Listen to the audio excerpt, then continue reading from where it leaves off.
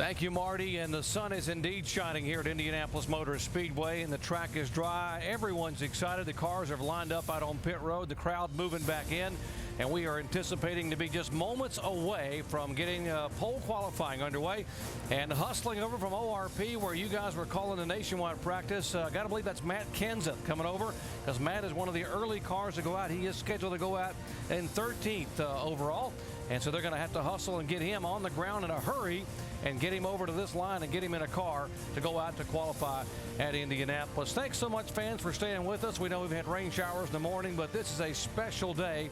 It always is at Indianapolis, as the first car is on the racetrack, and it is a former Indy 500 winner, Sam Hornish.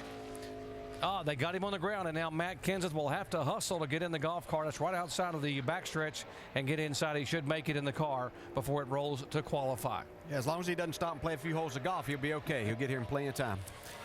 Guys, now what about this racetrack? Sam Hornish is the guinea pig, the first guy to go out. A lot of people are going to be watching what happens with his Dodge. Well, I think that there's going to be a little bit of extra grip. Even though that we had a hard rain, it washed some of the rubber off. The track's still cool. I didn't see them really blowing it hard with jet dryers and things like that. So I think with this soft tire, the guys that go early are still going to be able to get good laps on a clean track. Yeah, I don't think that rubber down determines the amount of grip on this racetrack. I think it's that surface that we've talked so much about that really, is hard on the tires, but I think it has a tremendous amount of grip. So I still think these guys going early are going to have an advantage, like you say. As the sun comes out and it heats up a little bit more, then we could see the times go up. Yeah, I'm not sure that it's just a predetermined factor that the early draws will be good. I think what's going to happen here is these clouds that you see hanging around are going to be the determining factor on who gets the best track conditions as far as temperature. Dale Earnhardt Jr., who'd been under the weather yesterday, a little bit of a flu, now coming out of the motor coach and headed out to pit road to get qualified. His car very good in the final practice session. Fast lap for Sam Hornish. 50.16. And that is faster than he ran all day yesterday in practice. Sam Hornish driving for Roger Penske, who has 15 poles here in IndyCar competition, but has never had a pole in the NASCAR stock cars at Indianapolis. Yeah, we only had a couple of drivers yesterday that in the practice session that broke the 50-second barrier. Mark Martin and Juan Pablo Montoya, I believe, were the only guys to do that. Mark Martin ran a fast time of 49.82 yesterday, so actually there were three that ended up. Kasey Kahne got down in the 49-second bracket, so good lap for Sam Hornish. Especially being that first guy out, man, having to sit around and wait. Okay, boys, watch this. Perfect. We'll see how good it is. And how about Michael Waltrip? He spent the last 45 minutes working out in his motor coach. We showed you his private workout. He's got to be tired. Yeah, he was looking for a break. Yeah, he's going to sit down for a few minutes. Sit down here for about 50 seconds. So what Michael can go out and do, and he realizes he may not have many more opportunities. They made an announcement a few weeks ago that they would have Martin Truex in the 56 car next year full time, and that Michael would run a limited schedule in the 55 contingent upon sponsorship. So he may be looking at this as one of his last chances to come to Indianapolis as a driver. Yeah, it really is, and a place that Michael, as all drivers, really loves to come to, likes to compete. Finished in the top 10 the very first race here in 1994, so he's looking for good things. Whether this is his last opportunity to run here or not, he's really brought this team to a point that they're contenders each and every week, and so I know he wants to get the weekend started with a good run here. In the final practice, Michael had run a 50.63. He was 28th of the 46 cars late yesterday afternoon. Well, through turns 1 and 2 there, he picked up some good speed, but it looks like he's got just a little bit late to the gas because his back straightaway speed now is off, Dale. Yeah, it looked like his car was hung out a little bit. He didn't get it right to the bottom there in turn 2, and that's so important, so you can really get that drive off of turn 2 and down that long back straightaway. We're always talking about that exit speed being so important. And you see, he probably had to get out of the throttle coming off of turn 2, and you see why it's so important, because you lose that speed all the way down the backstretch. You don't actually be able to catch it back up until you get to the next corner. See, it starts to rebound a little bit in 3 and 4, but lost a lot of speed. Yeah, it looked like he might have just been a little too aggressive in turn 2, trying to carry a little too much speed there, and that'll get you. That's the one thing you'll hear these drivers talk about. Very easy to overdrive this racetrack, especially in qualifying. And that is a 10th quicker than the best lap he ran all day on Friday. The first 2 cars have gone. We've got 44 more cars to qualify. Who will it be? Who will be the pole sitter when the day is done? Pole qualifying continue here at Indianapolis Motor Speedway, and the winningest driver this year in NASCAR Sprint Cup competition, Mark Martin, on the racetrack in the 5 car. And it was just a couple of weeks ago that Mark Martin went to victory lane for the 4th time in 2009 as he dominated the night, leading 4 times for 195 laps at Chicagoland Speedway. One of the tracks Martin had not won on in his career, as is this track. He has not won at Indianapolis, although he has come so close here so many times. He's had 5 top 5s, including a 2nd place finish, 2/3 and a 4th. And he has started on the front row, guys, 3 times. You can see him working the steering wheel right there. He is on that wheel right now. He's run the fastest lap of anybody so far this weekend in happy hour. So if he can at least match that, he'll be the pole sitter. 3 poles so far this year, and when we talked to him a little while ago, he said he knew he had a pretty good car, had to get it better in race trim, but it's obviously pretty fast in qualifying trim. He's got that car hung out pretty good, Ray, and that's what you really have to make a good lap around here. Well, you know, even as we talk about it being very textbook, but you still have to be very aggressive when you qualify here. Using up all the racetrack you can see out of turn 4 there to get that front straightaway speed. Be well down in the 49s with this lap. What a lap here. 49-43. Wow, man. That is they move fast, buddy. Oh, that's an understatement. Yeah, that gives the other 43 something to look at there, doesn't it? See, he didn't even think about running another lap, did he? You're unbelievable, buddy. Break out your old guys' rule T-shirts. I should have run a 49 flat with it, but I'm just too old. Not young enough. Yeah, we're not buying it, Mark. Sorry. Let's go down to Jamie Little. Well, Doc, earlier today we reported that Dale Earnhardt Jr. was feeling under the weather. He woke up yesterday morning, 5:30 in the morning, just sick. Yesterday, in between practice sessions, he was sitting on the garage floor, hands over his face. Right now, he just made it out to his car. Lance McGrew, his crew chief, standing next to him. Lance told me that Dale will qualify the car. However, Junior's driver, Brad Keselowski, who's over at ORP, is going to come over here in the next couple of hours for the final Cup practice session, sit in the car, make some adjustments, make sure that he can fit in Junior's seat in case he needs to relieve Dale Jr. in tomorrow's race. Jamie, thank you. Dale Earnhardt Jr. not looking like he feels real good there, but focusing on trying to get concentrated on what's going to happen here in qualifying. 34 car on the racetrack. That is John Andretti, and John will be making his 21st start at the Indianapolis Motor Speedway, his 11th start in the Brickyard 400. He has also run 10 Indianapolis 500s. He was the Rookie of the Year back at Indy in the 500, I should say, back in his first start. He should know every bump in this track, as many laps he's made here, and just gets a little bit loose right there off the corner. Yeah, he's about to know a piece of that wall right there off turn 2, wasn't he? But you have to use up the racetrack. If you're getting things done here, you use the whole track, especially out of the 2 and 4. I see a lot of guys that'll, scrape that wall on the entry of the corner because they're trying to get that angle. They're trying to use up every bit of that track. So you'll see guys hit it coming off, and that's kind of a natural thing. You can kind of expect that. But a lot of times you see drivers actually rub it getting in the corner.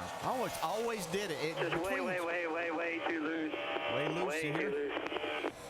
It seemed to me I could almost do it every time, count on it every time between 1 and 3, one of those places. I was trying to get that arc into turns 2 and 4 to really carry the speed. So it's not they're not paying attention. It's just that's what they're trying to do. Dave, you with Sam Hornish? Yeah, DJ, and he was definitely paying attention because he was the first car on the racetrack today. Fastest lap you've run this weekend, Sam. What was the feel in the car on the green racetrack? The car wasn't too bad.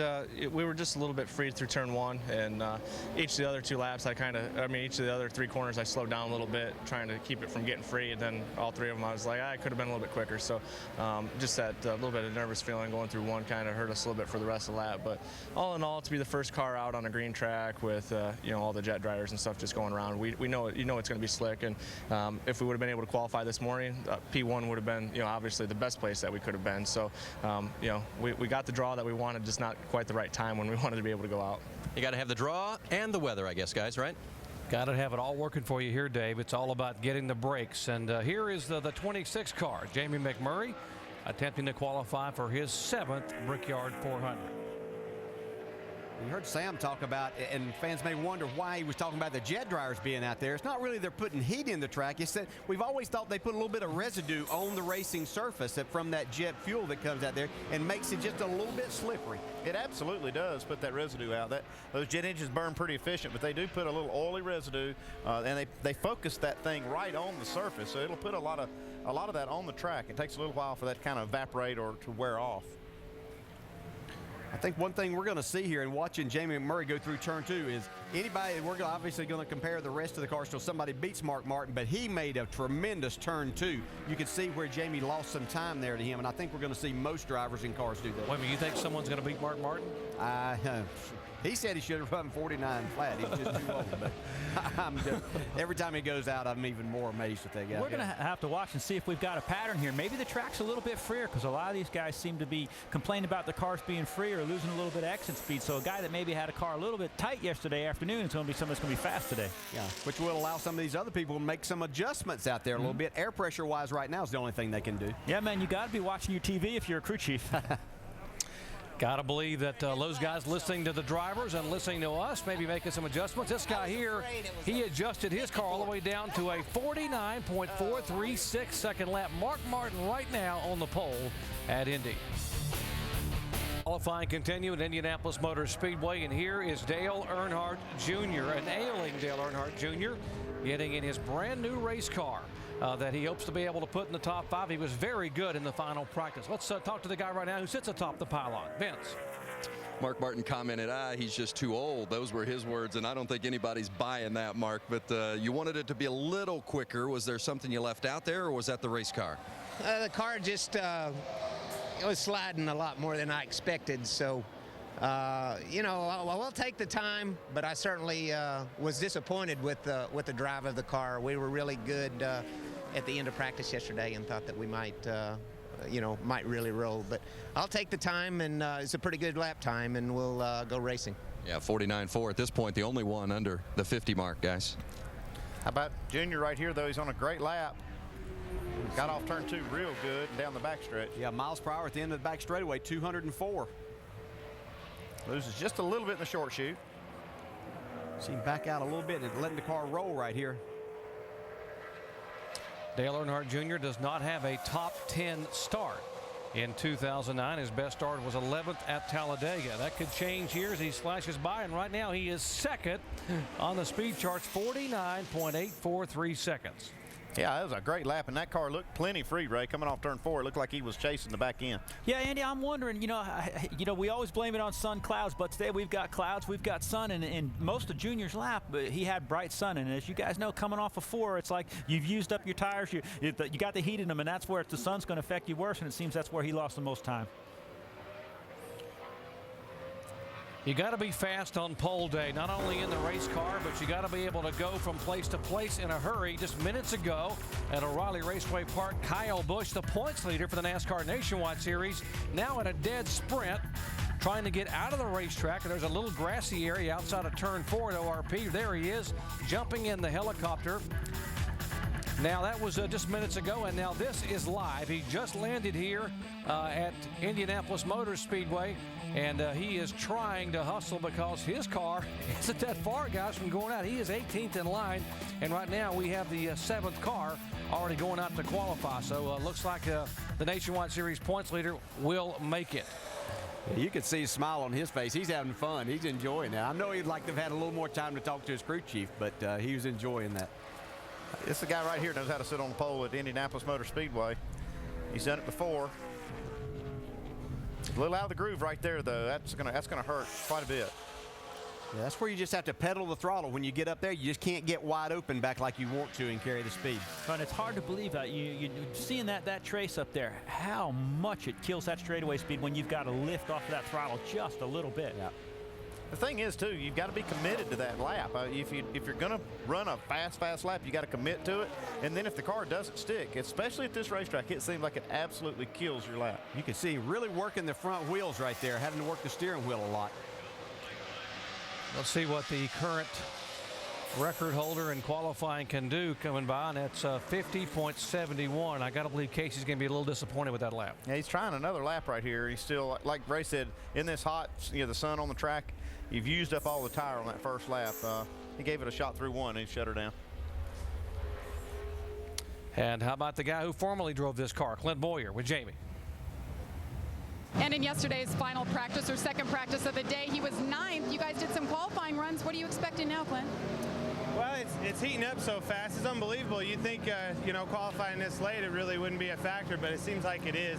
Mark posted a big number up there. But the Cheerios, Hamburger Helper Chevrolet, Shane, all the guys built me a new car for here. And old girl's fast. We're just going to have to get the elbows up and go for it. A lot of rain earlier, Clint. How much of a factor do you think that'll have on the rubber you guys laid down yesterday? Well, if I make a good run, no factor at all. If I mess up or something, it'd be a huge factor. Spoken like a true champion here. Doc. We'll see what he can do. A new configuration car, and here's a new color scheme for the one car, Martin Truex Jr. We mentioned he made an announcement a few weeks ago. He'll be leaving this team in the end of 2009 to move over to drive for Michael Waltrip Racing in a Toyota for the next 3 years.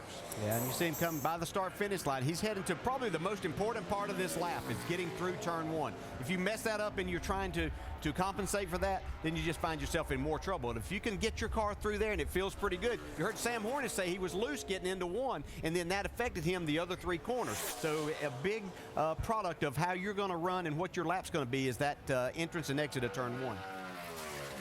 You hear Tony Stewart and Jeff Gordon, who have a lot of success here, obviously, talk about this being such a momentum racetrack. You got to maintain momentum if you're to be consistent in qualifying and on race day. Yeah, it really is. You try to carry as much speed, stay off the brake as much as you possibly can, and obviously be in the throttle as much as you can with these long straightaways. Keep digging, man. Keep digging. Keep digging. 50.08 seconds, third quickest right now for Truex.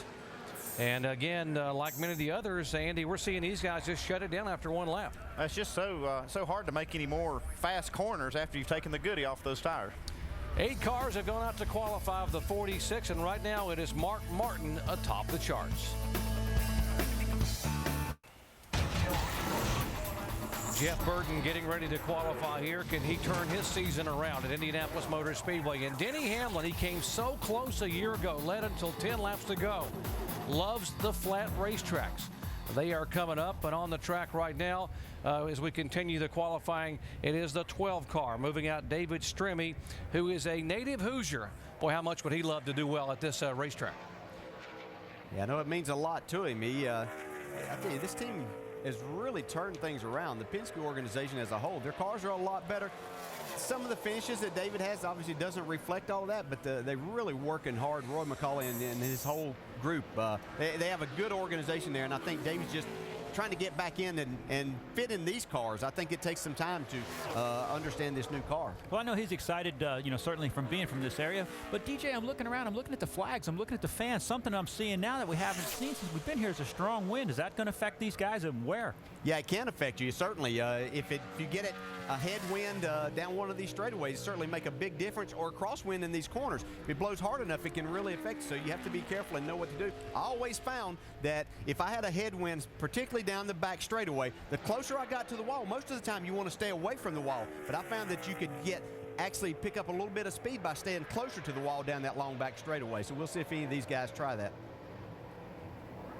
See how he got into turn 1 faster than Mark Martin, the gauge lap we're using, and it looks like maybe he could have overdriven the car there because it seemed like it hurt the rest of the lap. Yeah, it's easy to do. You're carrying all of that speed. You get out here to qualify, you're all jacked up and ready to go. You want to get as much as you can. So it really makes a big difference. Dave, what's Dale Jr. saying about his lap? Well, let's ask him. His quickest lap of the weekend, as you might expect. Dale, how is the car? And then since we've been hearing about you all weekend, how are you doing? The car's pretty good. We're hoping to get some more practice later this afternoon to be able to work on it some more. I had a stomach bug, about a 24-hour bug Thursday night. It's about the worst thing I've ever went through in my life, but I'm feeling much better, just getting a lot of fluids, and we'll be ready to go. If you practice this afternoon, will you spend all the laps in the car or just take a few and make sure it's okay? No, I'm gonna run them all.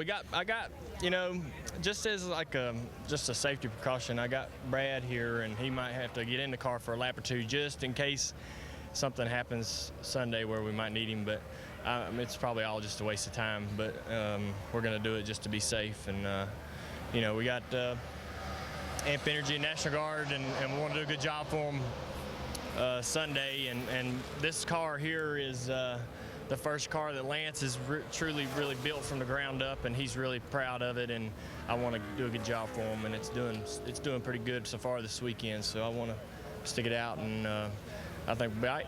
All right, glad you're feeling better. And guys, you know how big that can be, a crew chief to finally get a car that he has tweaked onto the racetrack. Very excited about what the 88 car could do here. Well, as you mentioned, the first from the ground up, the new configuration at Hendrick. And Jeff Burton, a former pole sitter at this racetrack, and Jeff said yesterday, we were visiting last night, about how he's had abysmal luck the last few weeks. Finished 37th 2 weeks ago at Chicagoland. I think he started out a fan of the double file restarts, but after a few weeks, it kind of wore off on him after he tore up a lot of cars. Yeah, he's not going to be very happy with this lap either, I don't believe. It's actually the slowest of the 10 cars to qualify so far. Now he has the old configuration car that for Richard Childress Racing. The new ones are right now that for Kevin Harvick and Clint Bowyer. And guys, the track temperature is coming up, and that's not going to be good for the guys that are going to be coming on the racetrack. No, it doesn't look. It looks like the last group of cars that they just don't seem to be hooked to the racetrack. And too, it looks like they're loaded, and then they got to make a correction and get off the throttle, and it's really killing their speed. That's a lot of track temp increase in the short amount of time we've been qualifying. You see the shade right there in turn 2. A lot of guys will be looking for that. These clouds that maybe cover the racetrack and help them on their lap. Well, as you watch this car go on the racetrack, Denny Hamlin, who's been awfully good here. Let's talk to a guy who's won the Indianapolis 500, and the question for the weekend is, can he win this race? That's a big question. He won it back in 2000. He's actually running the retro paint scheme, got the retro fire suit. So are you as fast as you look here? I hope so. You know, this Target Chevy's been pretty good. You know, everybody at Earnhart, they keep doing a really good job every week, giving me a great car. We were pretty good in practice. Both practices we had a good car. You know, it's all about the consistency. Hopefully have a good run today and see what happens tomorrow.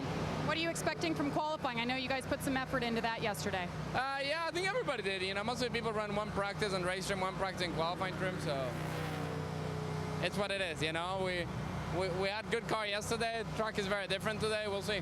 All right, Doc, you know he almost won this thing 2 years ago in his first effort in his stock car. He sure did. He finished second. In fact, he was running fourth last year when he cut a tire, so he has run very well here in 2 trips to Indianapolis.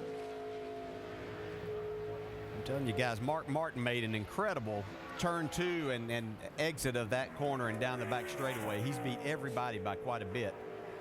You can see, just like you said, these guys are running out of grip as they get over to turn 4. Yeah, we saw Denny Hamlin use up all the racetrack he could, and that just says to us the car is sliding. But, you know, DJ and Mark did an incredible job, but I'm starting to think that maybe the track temperature is getting these guys a little bit. I don't think there's any doubt about that. And he's just going to heat up more as these other guys go. So I think these top 2 guys are sitting pretty good. Denny Hamlin, 4th overall right now. They're all still chasing the 5 car, the 50-year-old Mark Martin. Qualifying continuing at Indianapolis Motor Speedway after a delay here this morning because of rain showers. Here's the 33 car, reigning Nationwide Series champion Clint Bowyer. See some shade now on the front straightaway. And if we could get some of that shade all the way around the racetrack, we might get that track temp down where some of these guys can challenge Mark Martin. If we don't, and that sun stays out like you see right here, I just don't think anybody can beat Mark's time. He'd trade that shade on that front straightaway for some down in these corners quite a bit and cool that off. That's where it's really important. Well, Clint got through 2 there. Let's see how he gets on down the backstretch. But again, looks like he's losing speed. That little blip there, is that where he had to get out of the throttle and was able to get back in it, DJ? Yeah, that's pretty much where he couldn't get maybe wide open into the throttle, and that just kept him from carrying the speed that Mark was able to. And that just translates to grip. And as you said, the temperature is a big part of that. See, this is a lot better lap than his teammate Jeff Burton made just a moment ago. It's you know, this is one of their new generation cars, and it should be showing up on the track, and it is so far. And he is 3rd overall. They were talking about how much quicker he had gotten in the final practice session where he was 11th or 9th quickest, and now he is 3rd fastest, 50.063 seconds. Let's go down and visit with the guy that sits 4th right now, Dave. It is Martin Truex Jr. and the one car, if I understand correctly from your radio transmission following the lap, the one corner was your nemesis today. Yeah, Bonus said I lost it in turn 1, and I thought I lost most of it in 4. So we kind of struggled yesterday, so that was a really good lap for us. We picked up about half a second from practice, so happy about that, and look forward to practice this afternoon, get to work on it some more, and hopefully have a good run tomorrow. All right, and the fans have to keep track of that bright purple race car on the track, but it's the same number 1, Martin Truex, guys. We will indeed watch Martin be a different color scheme. There's the guy that we saw hustling over here just at the top of our show, Matt Kenseth, one of 4 drivers doing double duty. He'll be racing tonight at O'Reilly Raceway Park in the Nationwide car. You know, we've always talked about how difficult sometimes it is to jump out of the Nationwide Series car into the Cup car to qualify on a weekend, but this makes it even doubly tough when you jump out of one at a 5/8 mile racetrack, fly over here, and 10, 15 minutes later, you're back in this thing going like twice the speed. Yeah, one thing we haven't talked about in making a good qualifying lap here is getting up to speed coming out of turn 4. You have to carry that momentum and that straightaway speed coming to get the green. If you happen to slip a little bit or don't feel comfortable with your car there, then you're not going to get the lap you're looking for. And it looked like Matt did get off of 4 good and down the straightaway, but it looked like he got into 1 a little bit too hard there and got just a little bit loose getting in, and that is not a comfortable feeling here at Indianapolis. Matt Kenseth trying to become just the 3rd driver in the 15-year history of this race to win the Daytona 500 and the Brickyard 400 in the same year. Dale Jarrett did it in 1999, and Jimmie Johnson did it in 2006. That car is real loose, Ray. It looks like it's loose all through all the corners. That's Drew Blickensderfer there, the crew chief. He'll be talking to after this to try to get that straightened out. And Matt will be talking to him just a few octaves higher in voice than he was when he went out. I mean, loose in here is not good, is it, DJ? Not good. No fun at all. And you just can't carry speed. That's your biggest thing. And if it happens in that first corner that you take, then you're that way the rest of the time, and you just have to be more careful. But I hit the dirt and get into 3 somehow. I'm not really sure how I did that.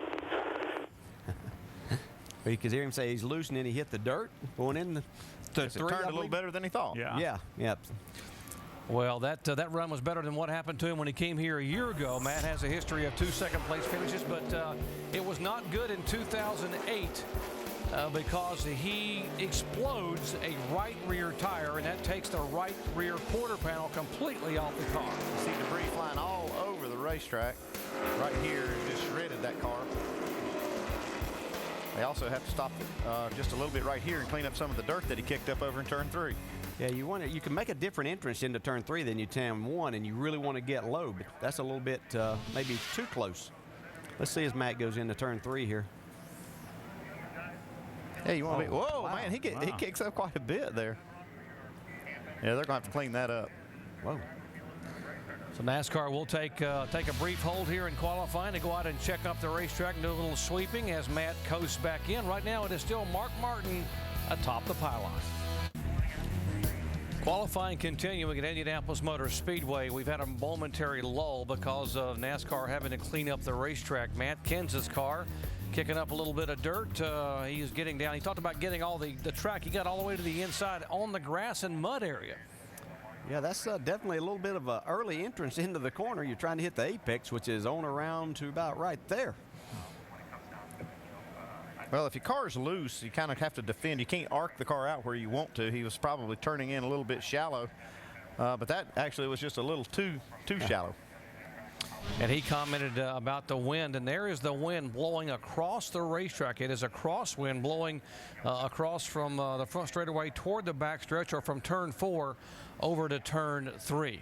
Let's talk to a driver who has yet to run. Kurt Busch standing by with Jamie. Well, he's patiently waiting right now, and if we got qualified rained out, you would have been 4th, but you said you wanted to qualify. Does that mean you have a pretty quick race car here?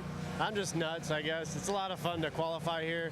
It just seems different than any other track on how you gain speed, and you have to hit all your marks just right, and it really challenges you. And so 4th would be great. After Mark Martin's lap, I'll take it. I'll take qualifying getting rained out. I knew he'd be fast as well as everybody else. Big group of guys right now are going, like Johnson, Gordon, Montoya, my little brother. So we'll see how we stack up. We feel like our Miller Lite Dodge is pretty good. Kurt, I have to ask you, you come to Indianapolis, the man who is your boss is the man here. He's won 15 Indy 500s. What's it like to be here representing him? You think it'd be easy on the stock car side, but you know, there's that pressure that's there that I don't want to think about. I want to think about delivering his first Brickyard 400 to him, and just need to treat it like a regular race. Even though it's Indy, you still just try to go, hey, got to hit your marks, do your job, and hopefully be there at the end. What a special moment that would be, Doc. And Kurt Busch will be the last shot that Roger Penske will have to get a pole today, because Sam Hornish is already gone. So is David Stremme. Hornish, by the way, 6th, Stremme 7th. And Ryan Newman is buckled in. We talked about drivers who grew up in Indiana, and Ryan Newman is the best in terms of average starts at this racetrack. He has come here 8 times. There's the average. He has never qualified worse than 8th. And the Rocket Man gets around here pretty well. He does, but he's going to have to use all his talents with this racetrack. It was heating up as it was, and now it's been sitting here for about 5 minutes, and you know, except where they were working on, I mean, the whole place is still just heating up some. Yeah, he's going to have to pick up about 3/4 of a second or a little more over his practice time of yesterday to beat Mark's time, and that's a tall order.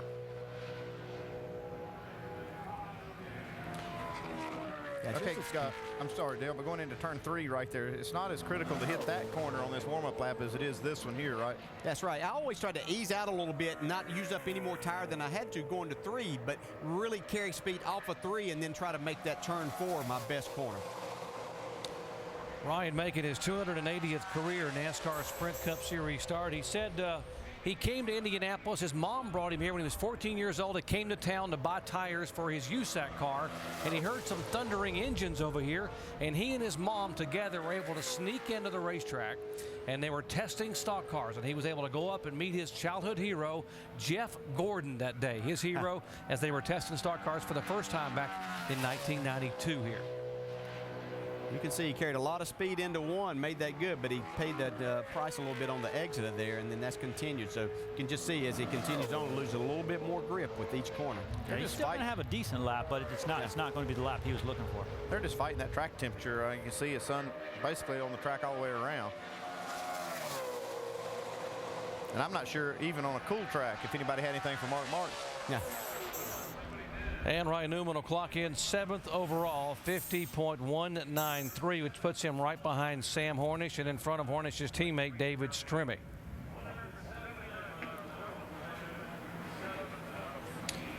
Joey Logano, remember the record-holding youngster, 19 years of age, now talking to his teammate there, Denny Hamlin. Hamlin has already gone and qualified 5th, and when you talk to a teammate that's already qualified, what kind of information are you trying to get, DJ? You're just wanting to know the grip level of the racetrack. How aggressive can I be?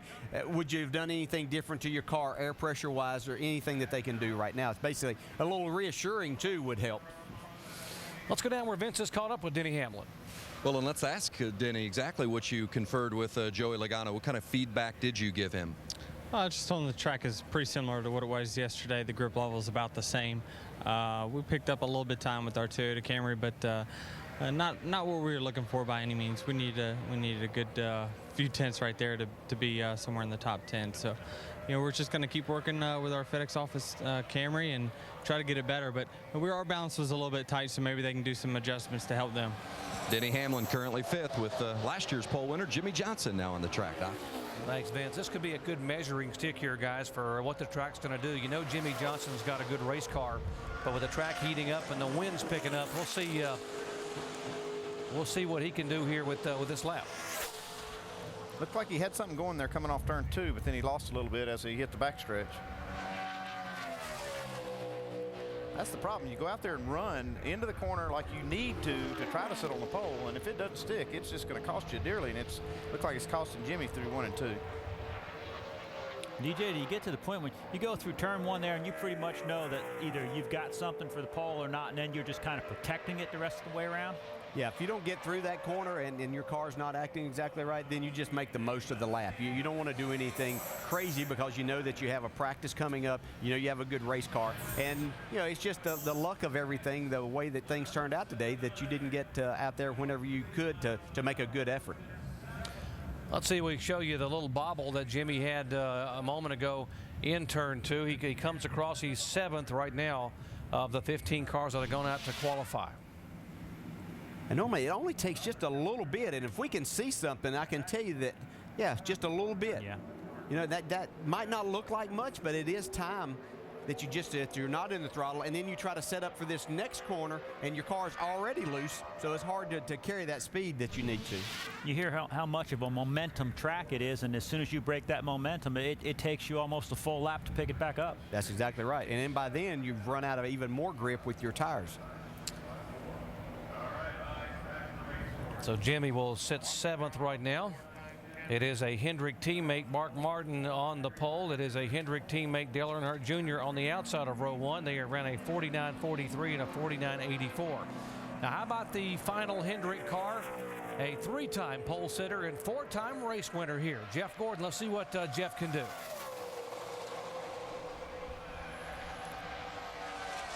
Ray, did you ever have to talk to Jeff before qualifying here, or just let him go do it? I did. I'll tell you, some of the things that we actually talked about here is to sit and picture the perfect lap, because the line was so important. And he used to buckle in here and put the window net up several cars before we got to the end and just sit there with his eyes closed, trying to visualize the lap that he had to get.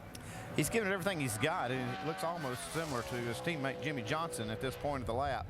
It's just the grip level is really diminished out there, and it's going to be hard. I mean, they know Mark Martin, their other teammate, is out there with that fastest lap. They feel like they've got it too, but it's just so hard to go get it right now with the track the way it is.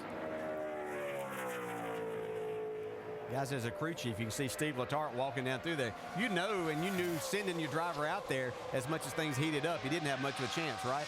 Yeah, I mean, just try to get a good spot. And now you're racing all the guys that are going to go after you. That's 10th quickest for Jeff Gordon. So Jeff Gordon not getting in the top 5, and he was hoping to be able to get 5th or better. And what about the guy who has been the man to beat in pole qualifying this year, Brian Vickers? Jamie. Yeah, he has 5 poles, and the last 3 time trials that were run, not rained out, he won it. So how you feeling about your chances today? Feel pretty good about it. You know, we were really happy with the car in practice. Really proud of the effort. We came here a couple times for the Goodyear tire test. And by the way, I got to stop to commend them. They did a tremendous job. They came a long way since last year. I was really proud of the effort they put behind making this tire right, and I think that we got a really good tire for tomorrow's race. Hopefully we'll find out starting from the pole, but we'll see. All right, Brian Vickers will continue his pursuit. Perhaps a little leg up because he was at a couple of those tests, Doc. We'll watch and see what he can do. Here is a guy that was 2nd quickest in both sessions yesterday. We mentioned he came here as a rookie in 07, qualified 2nd, finished 2nd, Juan Pablo Montoya.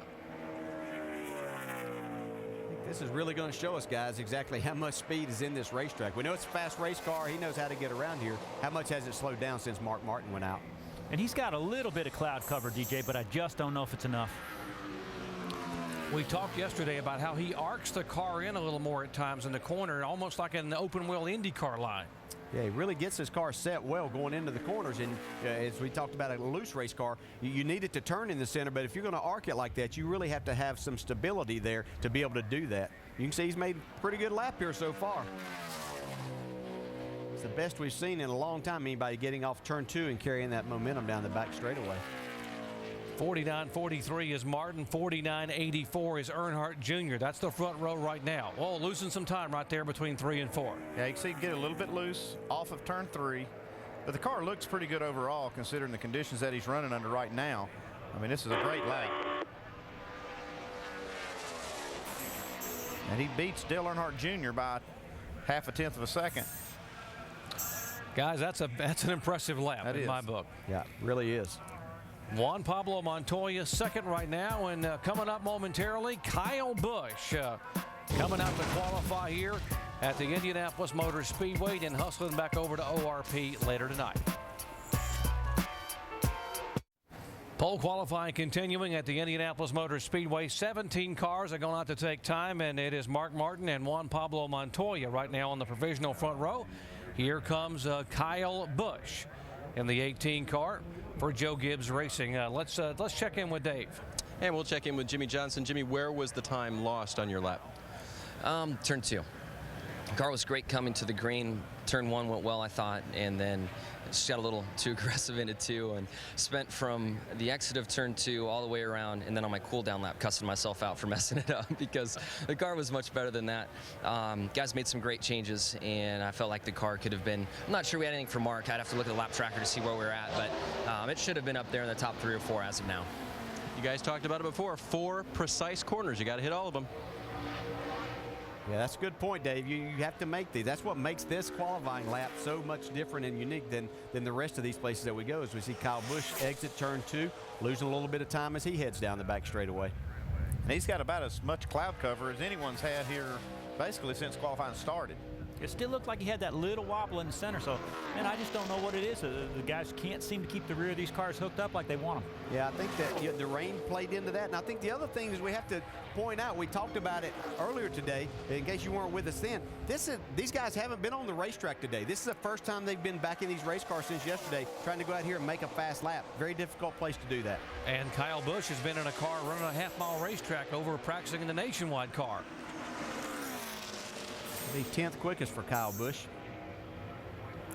If he could hold on, that would be by far his best start at Indianapolis Motor Speedway. Right now, it is 16th as the best he's ever started here back in 2005.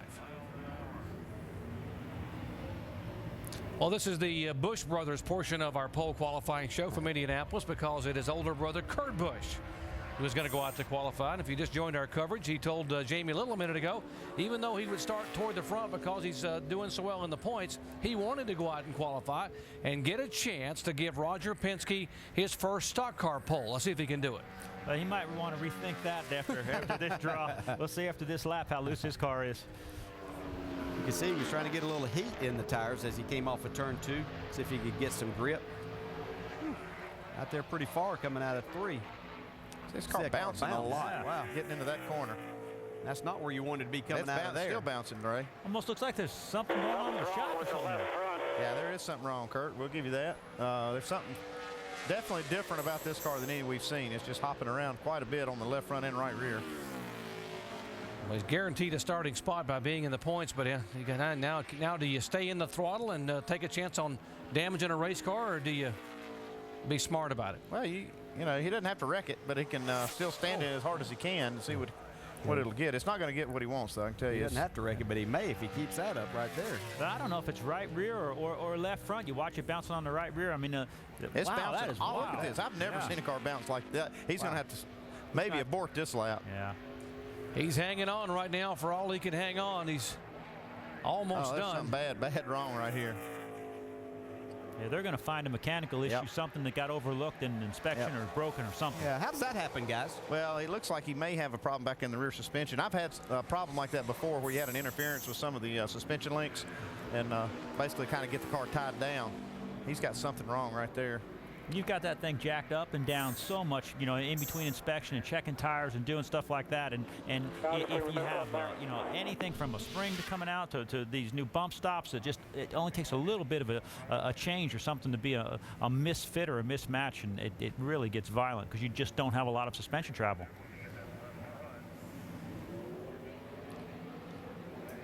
I mean, watch it on the right rear here, guys. I mean, that thing, look, it lays over and it's really moving up and down on the right rear a lot.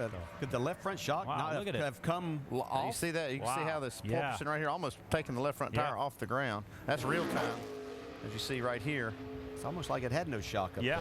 A lot of guys are running rear sway bars on these cars, and some of them are running gigantic rear sway bars. That one might not have been hooked up. That was something that could have been hooked up or hooked up wrong, unhooked or unhooked up wrong. Let's go down and visit with David Ragan. Jamie. Well, David Ragan and I are watching what happened to the 2 car. But, David, yesterday, you and your Roush teammates, you guys weren't up there on the charts. I think 21st was the fastest. Cause for concern at all? Well, you know, I would be concerned if it was Sunday morning before the race, but, you know, we've still got qualifying. We've still got some practice this afternoon. So, you know, I'm confident that our UPS team can get it going. We've typically run okay here the last couple of years, but this is such a fun place to race and to run good at. It's important for everyone, for Ford, UPS, that we get a good run. So we need a good run, and I'm just glad the sun's out and we're getting to qualify, and it'll be really good when we get to practice some this afternoon. Well, it'd be nice to see a smile on David Ragan's face tomorrow, Doc. They certainly are in need of a good finish. They certainly are. It would be good to see the young man have a good one in Indianapolis. Here's the 43 car on the racetrack, Reed Sorensen. He was the pole sitter here back in 2007. He led 16 laps that day and came home with a top 5 finish. Yeah, good lap he's got going here too as he comes out of turn 4. I think he's got a top 5 run going. Yeah, 4th, backing up his practice times. Good job. This is a track that Reed gets around well, and his crew chief Mike Shiplett also has been part of some success here with Kasey Kahne. That would equal his best start of the year, which was 4th at Dover, Delaware. Good run for the King Richard Petty's car. Right now they're still chasing Mark Martin. It is often called the world's greatest race course, the Indianapolis Motor Speedway. So much history and tradition here. Everyone talks about being the first to finish and kiss the yard of bricks. Well, the man who has done it 4 times is hoping to become the first driver to do it 5 times. As we go down and visit with Jeff Gordon. Jeff Gordon looking to make history here at the Indianapolis Motor Speedway, but have to do it maybe a little further back than you'd hoped. What kind of car did you have, and how does that leave you thinking about the race car? Well, we were off a little bit yesterday, and so we had to make some pretty big changes. I think we made some improvements, but we're still fighting it a little bit, and that just wasn't our best effort, best lap. So yeah, we'll come from behind. The tires are good enough to where we can maybe play around with some pit strategy, but hopefully we can just get the car dialed in here in this next practice and have a car that can drive up through the field. We've done it here before. It's tougher to do these days than ever, but we certainly got our work cut out for us, and we're up for the challenge. Jeff Gordon currently 13th, Doc. Thanks, Vince. We're watching the 16 car of Greg Biffle, who was the fastest car in the first practice session yesterday. Of course, Biffle not as good in that final session. I'd like to remind you can find the 2009 U.S. Olympus Open Series Tennis, which is just down the road here at Indianapolis, the Indianapolis Tennis Center. That can be found over on ESPN Classic and also at midnight tonight on ESPN2. Good lap there for Greg Biffle. Yeah, he ties Martin Truex's time of 50.080. Well, let's find out what happened with all the bouncing up and down with Kurt Busch. Dave. Yeah, we'll check with him, Doc. First thing I want to know is how you hung on to that race car, Kurt, based on what it was doing. Yeah, I was real unsure of what's going on, and so we'll let the team figure out what's wrong. Something with the front shocks, bump rubber combination, don't know. So we'll dissect it, figure it out. Okay, these guys are looking it over. The crew's all under the hood right now, and Kurt hung on to that car, guys. Well, what a job he did to hang on. Obviously, the time isn't important. The fact that he brought it back in one piece is what's critical. They had a good race car. Thing was evil. Well, here is the guy that is the 5-time pole winner in 2009. The last 3 times we've actually had qualifying that it wasn't rained out. He has been on the pole. So we'll see what Brian Vickers can do. See if how close he can get to that front row of Martin and Montoya. 49.43 for Martin and a 49.77 for Montoya. Seems some sparks fly right there, Ray. Good. Again, Andy, I don't know. Extra speed, air dam a little bit low, reset. What could they be dragging that's making sparks? Looked like it was actually in the middle of the car. Could be just about anything, but he's got a good-looking attitude, and he drove the car down into turn 1 too. We see that a lot with guys that we're comparing to Mark Martin's lap, where they drive into turn 1. You see the little bump in the speed there in the green, and then they give up a little bit.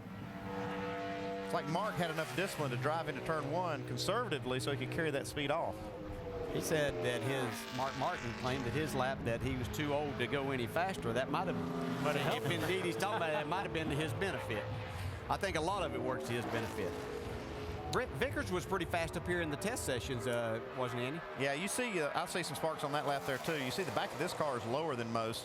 That's one of the things that you can do at this track. It's almost like a speedway when I say that, like a restrictor plate track. But that's a great lap, 4th quick, 49.96. But they're running real soft. Some of these guys are running softer rear springs and these big bars to try to enhance that attitude on the straightaway to try to get that extra speed. Let's go down and visit with Kyle Busch. Vince. Kyle Busch currently sitting 12th on the grid. How was your car? Was it what you'd hoped it would be? I know you'd like to be higher than 12th, but all things considered, how did it handle? It wasn't bad. The car didn't drive very bad, but it just didn't quite have the speed we needed there. So unfortunately, the Snickers Camry will have to come from further back than what we'd like. But yeah, it's a part of Indy. Not being able to get an early draw just seems to hinder the rest of the guys. But for us, we should have been able to be better than that. The 42 is a spectacular car. The 5 is as well, and those guys show it. They're on each side of us here in the garage area, and they're the ones on the front row right now.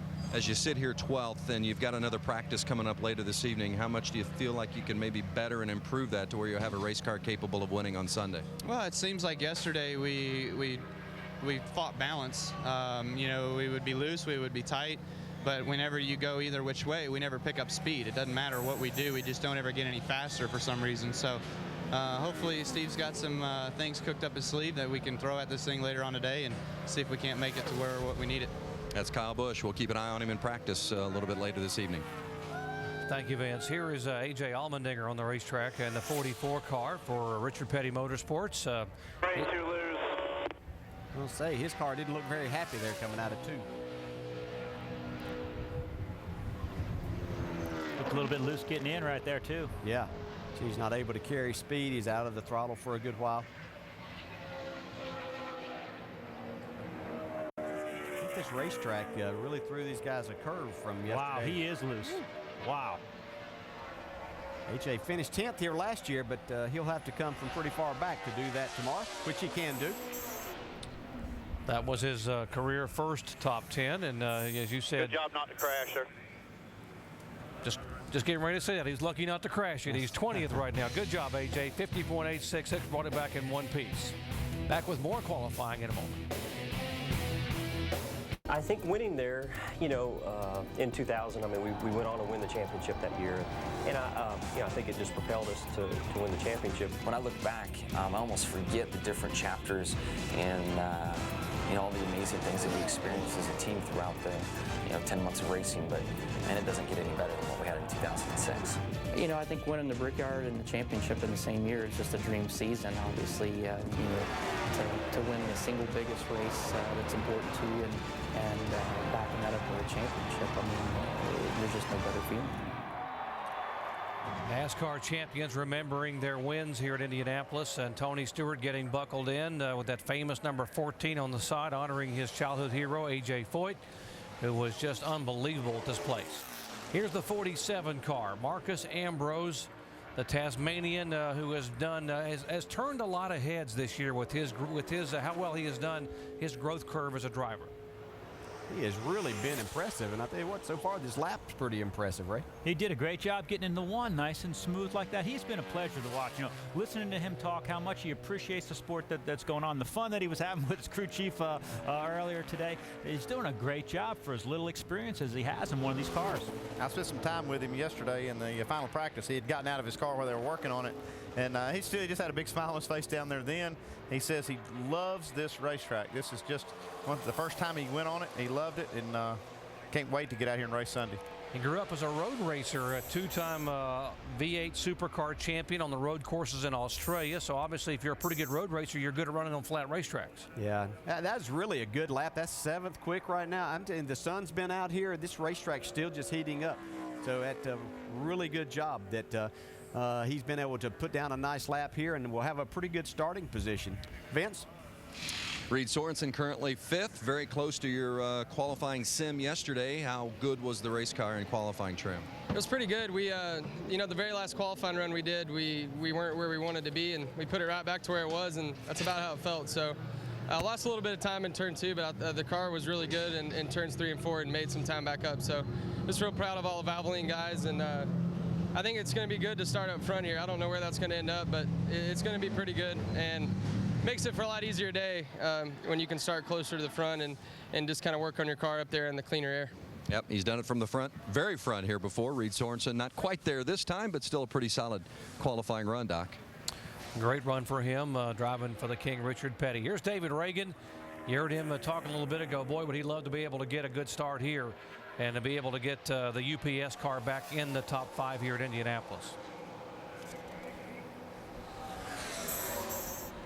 See, really fast down the front straightaway there.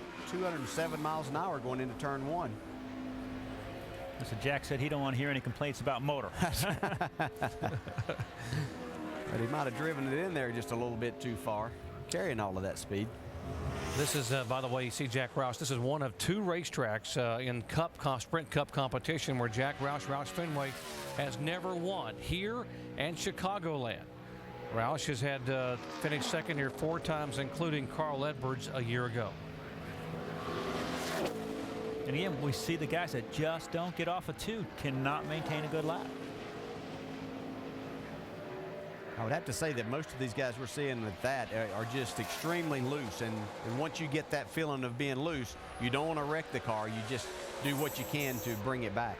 And when it's out there on the line, you cannot rate or lower the track bar. You cannot put wedge in it. All you can do basically is take some tape off, which kills speed, or change tire pressure. That's about all you got to work with, right, Andy? Yeah, that's it. And you know, you have what you have. And the bad thing about that is you didn't know that we were going to have this kind of condition when we qualified. Everybody put their car through tech thinking we were going to qualify at 10 o'clock. Andy, I thought the track was going to stay cool and overcast most of the day, but guess what? Yeah, here we go. Now it's gained another 4 degrees. Up to 115. That's just making it more and more difficult for the competition. And Mark Martin's smile's getting bigger and bigger sitting in that trailer watching this. Yeah, you'd have to think that it was at the most 100, 101 when Mark went out. So you're talking about 15 degrees of track temperature, which is huge on this. This surface is probably as track or temperature sensitive as much as anywhere that we go. Got to remind you, those of you looking for a 2009 Olympus U.S. Open Tennis, that can be found over on ESPN Classic and also at midnight tonight on ESPN2. That's just down the street from where we are at the Indianapolis Tennis Center.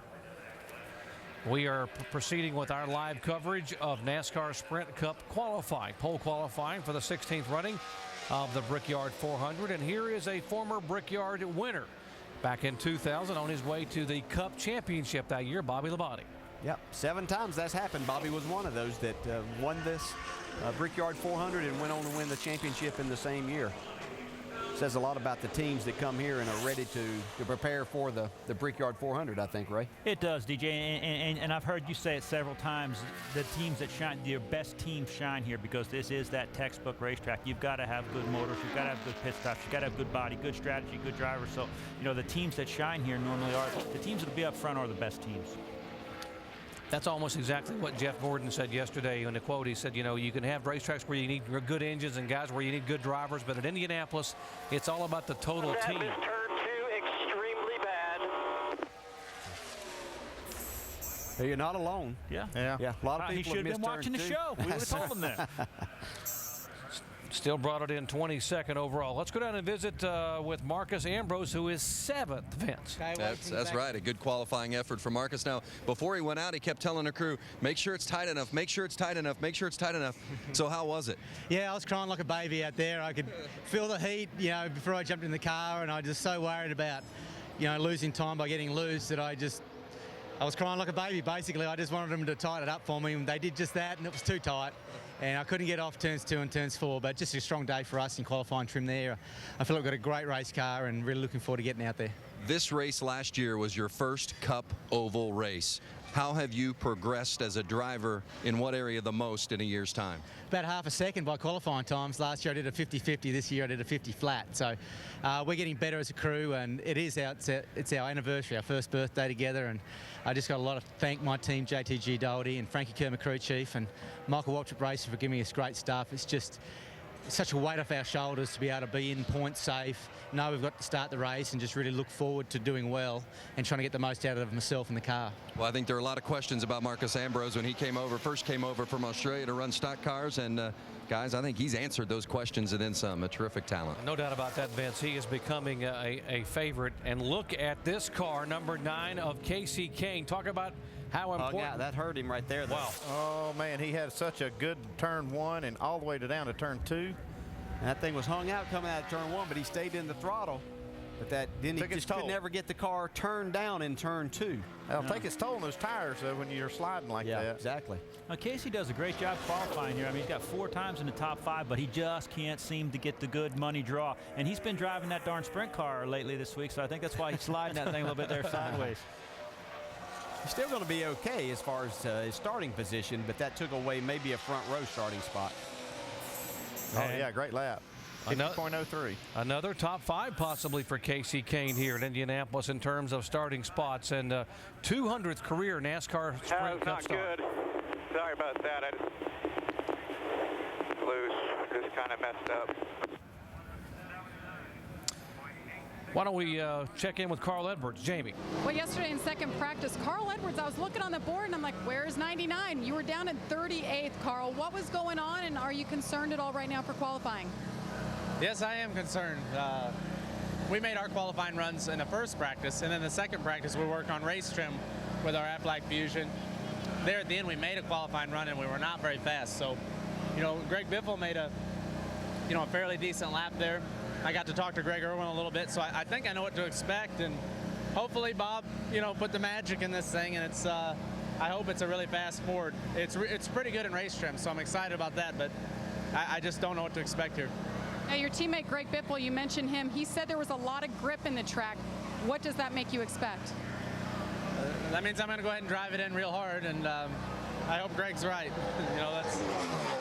It depends on how your car's set up. Sometimes they can feel that way, and sometimes if it's a little loose, it feels terrible. So I'll make sure to run real hard through 3 and 4, but you get one crack at it, and that's all you get. So hopefully it's a good one. All right, and that one crack right now is Tony Stewart. Not intentionally, Doc, but he's on the track. Okay, Jamie. Here is he was a pole sitter here back in 2002, and he's won twice in the last 3 years, 05 and 07. So it's every odd year it seems like Tony Stewart goes to victory lane. And it's 09, Doc. Could be his year. Could he be the odd man in? Could be. Got a good lap going on. Should be 6th, 7th quick. Maybe might be headed for a top 5 with this. Got a lot of 50 flats. 50-0 for Kasey Kahne and 03, and all the way down to 11th spot. Denny Hamlin 50-08. See what kind of time Tony runs a 50-01, so he tops the 50.0 crowd. Tony Stewart now starting in the top 5 possibly, as we have now 28 cars that have gone out to qualify of the 46 that are lined up to take time. Here's Sliced Bread, the nickname for Joey Logano because he's the next best thing since Sliced Bread, and obviously he has been that much of his career. At Loudon, New Hampshire, became the youngest winner in NASCAR Sprint Cup history at 19 years, 1 month, and 4 days. If I was Zippy, I think I would have thrown that lobster in the car with him when he was out before in the pit studio. Sounded like he was pretty scared of that thing. I would have thrown that in there. If you just joined our coverage, we had Joey Logano on our set this morning, and we talked to him about how intimidating it is or how much pressure there is to get in that 20 car and fill those shoes of one Tony Stewart, who won twice with that car here. That's big shoes to fill. We talked to him earlier. He was talking about everything and just getting acclimated to, got into the wall right there. Looks like he put a little black mark on the wall there. Yeah. His first 10 races of this year, and probably expected, his average finish was 26th, but his last 10 has been an average finish of 14th. And I just think that shows some maturity in getting used to these cars and being able to relate, but he's awful loose right now. He drove her down in there. He just about caught that wall again. He's just scraped it That's once. not where you want to be either. Just not able to carry the speed, and you're going to see it hurt him all the way down the backstretch here. That might have been a classic young guy being really brave. Might have overdrove 1 or 2 there a little bit. What do you think?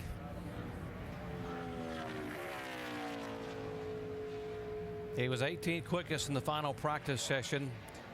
Let's see if he can pick up at all, but obviously he is really trying to hustle this car here on his 1 lap. Just such a big race. You want to start up front, and, all this pressure, and it's just, this is a finesse type track. You've got to have some discipline, especially on those corner entries, to make that fast lap. But it's hard to control that when you have such a big race that you're trying to qualify for. Yeah, you have all that momentum, everything just telling you to go out there and go as fast as you can. You're at a big place, big track. You want to give it all that you've got. And this is a young man giving it all he's got here coming to get the green. Yeah, and he's doing what he's supposed to do. He's trying to carry that speed, like we talked about earlier, to carry that momentum to get the green flag. Just a little bit too much.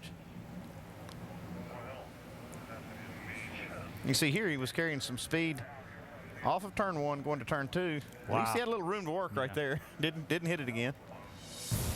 But that's a couple tenths of a second that we're seeing right there, guys. So he probably would have run, a 50 flat or right around there. We invite you to join us for live flag-to-flag coverage of the 16th running of the Brickyard 400, Sunday, 12:30 p.m. Eastern Time, beginning with NASCAR Countdown. Right now, it is Mark Martin and Juan Pablo Montoya on the front row. Qualifying continuing here at Indianapolis Motor Speedway for the Brickyard 400 in Speedway, Indiana, just outside of the edge of Indianapolis, the town of Indianapolis. And let's go down and visit with Kasey Kahne, who right now is 6th on the charts. Yeah, a lot of guys would be happy with 6th, but Kasey shaking his head a little bit. Where did you leave it out there? Well, I felt like the track was a little slicker than yesterday, and our car was sliding around, and I just kind of drove too hard. I tried too hard to get a good lap, and I think if I would have slowed down a touch, I probably would have went a couple tenths quicker. So still decent. You know, we have a good practice here this afternoon. That's what it's all about, you know, getting ready for tomorrow. So if we can do that, hopefully we'll have a good show in the Allstate 400 tomorrow. Yeah, Kasey Kahne building momentum, 2 top 5s in the last 4 races. He should be a contender tomorrow. Doc? All about momentum coming in here. And here is the 7 car of Robbie Gordon, who has a lot of experience in this racetrack. In fact, he has been running it all in the finish of all 9 Brickyard 400s he has entered. See, he's another one of the drivers that just didn't get off the exit of turn 2. Kind of ran out of grip, and that hurt his back straightaway. It's a place that Robbie's had a lot of success in the Indy 500, even though he's never won it. Seemed to run up front a lot, and though he'd be looking to get a little more speed out of his car. That was 26th quickest for him. Robbie started on the front row at Indy here twice. In 2001 and 2003 in the Indy 500. His best start in the Brickyard 400 is 4th back in 02. Nobody's run a second lap so far, but we might see the first one right here. Robbie Gordon going for a second lap. Obviously not happy with the first. He's going to be less happy with this one, I think.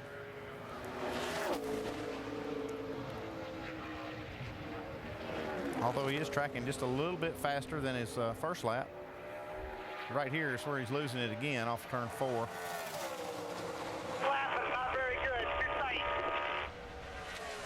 Most of the time, even these guys they're figuring on 1 lap, so they put so much tape on this to maximize their speed that take a chance of running the engine a little bit warm. Yeah, I was looking for that. I didn't see any steam coming out of the car, so they must have actually at least left enough opening to try the second lap.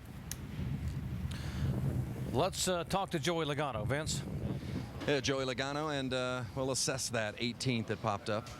Yeah, I was tied off the corner, then it snapped right before I get to the fence, and just trying to get a bunch of speed up to scrape the fence a little bit. I wasn't a big deal, but I feel like we gave up a lot of speed off of 2. I just got tight, shoving all over the racetrack, and never got back down to the bottom, and I know we'll just have to work on it. Yeah, your first time here, what's your impression of it? Oh, it's a cool racetrack. It's fun. I just got to figure out the rest of it. Yeah, he'll be the youngest starter ever in the Brickyard, Doc. At 19 years of age. Amazing that he's at Indianapolis, already won in Cup, but all he's accomplished at this young age. What a bright future he has. 30 cars have gone out to qualify the 46, and it is Mark Martin, Juan Pablo Montoya. Is that Kyle going back over to ORP? Going to go back and try to defend his points lead. He is the points leader in the NASCAR Nationwide Series by 212 over Carl Edwards. Here's the 19 car of Elliott Sadler, and boy, what a good run Elliott Sadler had in this race a year ago. Yeah, really, Elliott really likes this racetrack. It seems to suit his driving style. He's a little wide there out of turn 2. That's going to really hurt his time. You could see he had to get completely out of the throttle. This is the first time that Elliott's been able to run the new Dodge engine, the R6 P8 engine that they've actually been using in Kasey Kahne's car since Dover in May. And now they're able to finally get enough to put one in the 19 car for Elliott to give him a little more oomph here on these long straightaways. So he looked like he was one of those drivers that just could not turn the steering wheel as he got to turn 2 and get himself down. He ended up way up the racetrack. This track can be the slowest cars of all the cars that have gone so far, and he's 31st out of 31. That's a 52.33. That's way off the pace. He may try another one too. Well, he shuts it off. I guess it's absolute idea what we're doing. Yeah, that was a pretty miserable lap. Okay, 10-4. So he'll have to come from the back of the pack. Here's the 29 car, Kevin Harvick, who won from the pole here in 2003. A lot of speculation. Nothing out of this Kevin Harvick or out of Richard Childress Racing. A lot of speculation about him maybe going somewhere next year. Well, there's been a lot of talk about that. If you heard Richard Childress earlier, didn't see much doubt about it. Yeah, I heard him talk about it too. He said no. He said, Kevin, stay in there at RCR, and they're going to get things turned around. And you know, if you look at what's happened so far this weekend, this 29 teams, it has turned around some.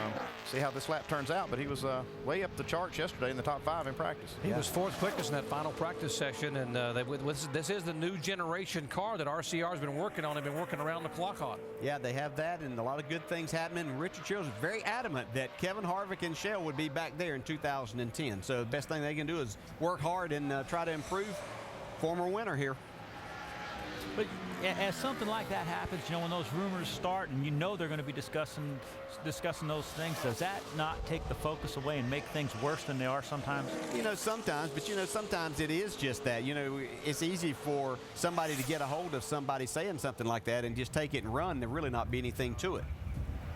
Yeah, we heard some people saying that Elliott Sadler's car did not smell right when it went around the racetrack, like leaking some grease or something like that.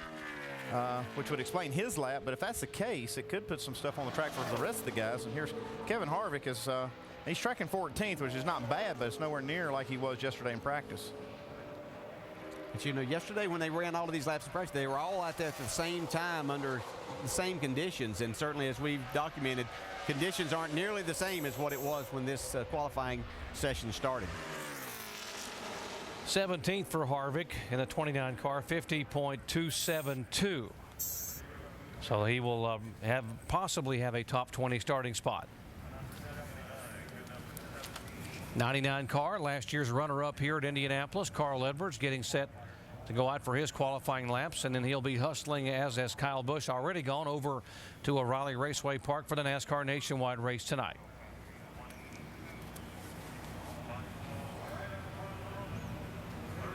Like Carl Edwards' next car to go, they're holding him.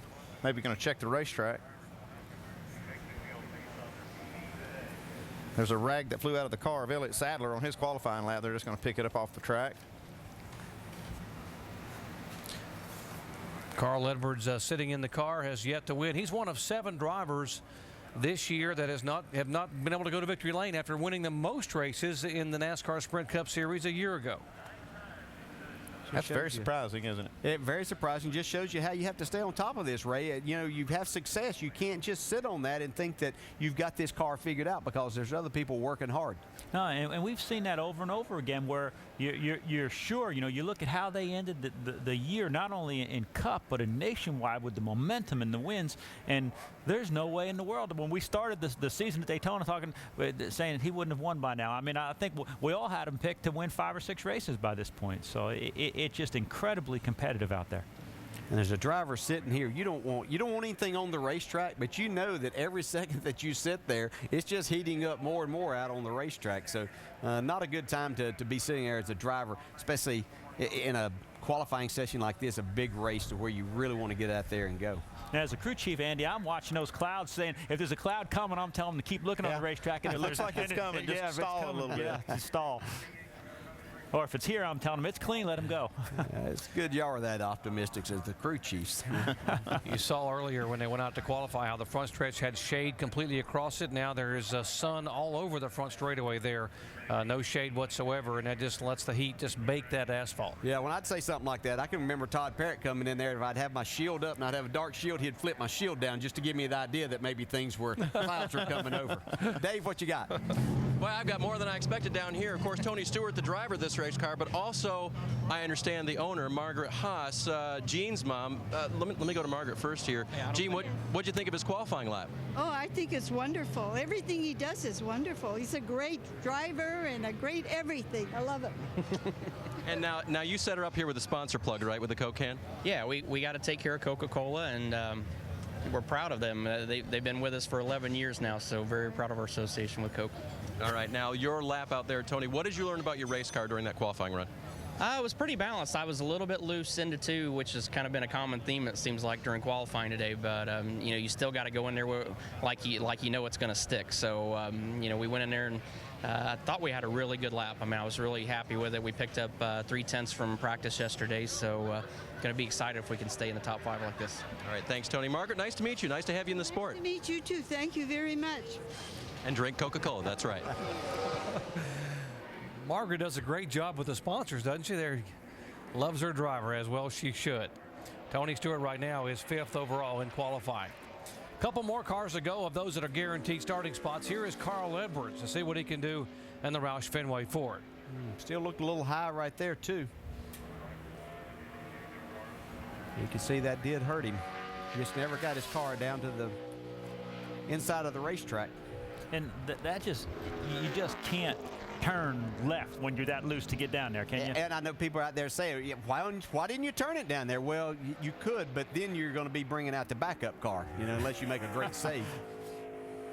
Now this is just a terrible lap right here. There's only 32 cars have gone. He's tracking just to beat 1 car. That would be Elliott Sadler, who really struggled. He only runs a 51.37. Not so sure there's not something on the racetrack after Elliott's run, because nobody's really run fast since. Well, could it have been even before Elliott went? Could something have been there even before his? Because I know that he had some high hope. Yeah, whoever was in front of Elliott. Yeah. Carl Edwards' lap complete in 32nd right now. Very disappointing for him in his Ford. You know, there's rumors here that if you walk around the outside of this racetrack or in the streams, you can find some special mementos. Remember, they used 3.2 million bricks to pave the racetrack, and Carl Edwards and Kyle Busch looking for some souvenirs. They carted them off and put them in piles down the woods in the creek. Some of them are actually placed in the lake that runs through the track. Took our shoes off and searched around and I found an intact brick. One of the guys said, oh, you know, I'll take it back to the shop and we'll clean them all up. And I never got my brick. We went walking through there and we found some bricks. And some were actually in really good shape. I still want one of those bricks, and I looked around a little bit last time I was there, and they're hard to find. We took them home, we cleaned them up, and I've got one of them. I gave it to my dad, so it's pretty cool.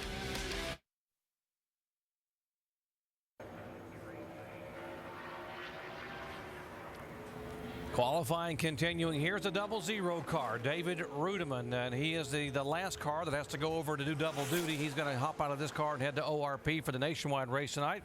And he's going to try to beat a 49.43 or a 49.77. That's Mark Martin or Juan Pablo Montoya. Those two right now on the front row. Not a bad lap, carrying a little bit more speed off there than some of the other guys that we've seen here run this late in the afternoon. You know something, and think back to something his teammate, so to speak, Marcus Ambrose said, was his car was too tight, and I think that's a good thing to have right now. Tight. Damn it, it's tight. Yeah, but hey, don't complain too much. That's going to be a great lap right there. 4th quick in the 49-second bracket, 49.94. So much for the track having something on it. I think the track's fine. Yeah. It's just a matter of these guys, other guys have got their cars too free, and these guys have had their cars a little bit on the tight side. This has worked well for them with this track continuing to heat up. Wow. Still climbing. Wow. But that right there was a good, just hearing him scream how tight that car was and to see how fast it was. Yeah. If I was listening to that in the truck, I'd be tightening my car up a lot. We invite you to join us for live coverage here at 12:30 p.m. Eastern time tomorrow. It is the 16th running of the NASCAR Sprint Cup Series Brickyard 400 presented by Golden Corral. Our coverage begins with NASCAR Countdown. Of course, a lot of special features in Countdown. A.J. Foyt and Tony Stewart on the yard of bricks, and you don't want to miss that, folks, and some very compelling stories. Maybe a little visit with Jeff Gordon away from the racetrack and talked about how family life is helping him on the track.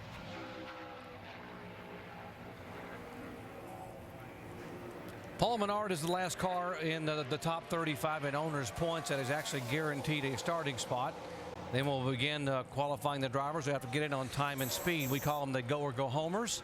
Let's see what Paul can do. And that Menard's name, great name around Indianapolis Motor Speedway. Sponsored cars here for a year, helped many open wheel guys get going and run, including Tony Stewart. Indeed. In fact, his dad, John Menard, had 3 Indy 500 pole sitters. Scott Brayton twice and Greg Ray in 2000. See his car really loose too, coming out of both turns 1 and 2. So 204 miles per hour at the end of the back straightaway. See Larry Carter, he's standing out there on the front straightaway. I would stand out there with my stopwatch and I would sit there and study it till I saw that car pop off turn 4, and I'd look to see if it was a good lap. I could tell by just glancing down my watch as it came off turn 4 whether it was going to be good or not. And every once in a while I'd see you throw that thing down. I guess that's when you knew it was I went through a few stopwatches. Paul Menard, 26th overall, the 98 car, 50.728 seconds. And he will take just the 1 lap. He will shut her down. Tell you what, qualifying is going to be interesting for these guys that have to qualify on time and drive their way in. Got a slick racetrack. Yeah, up until now it's been, well, so much for that. We're just going to have to start in the back. Yeah. Now these guys have got a lot more at stake. Mike Skinner, next car to go out. He'll be the first of the guys that have to try to qualify on time and speed to get in. He finished second in the NASCAR Camping World Truck Race to Ron Hornaday last night over to Riley Raceway Park. He is a former Rookie of the Year in NASCAR Sprint Cup competition. Let's go down and visit with Carl Edwards. Carl Edwards out of the car, conferring with the team a little bit, 33rd. I know that can't make you happy. What was the race car like? No, that's bad. We just have to work harder on our qualifying stuff. The race car there was I just couldn't get it into the corner. So when the entry of the corner is feels like you're going to wreck, it's really hard to get a lap. And I missed the line into 2 because I turned in and I felt the rear end come around just a little, and I chased it up and I could never get back down to the bottom.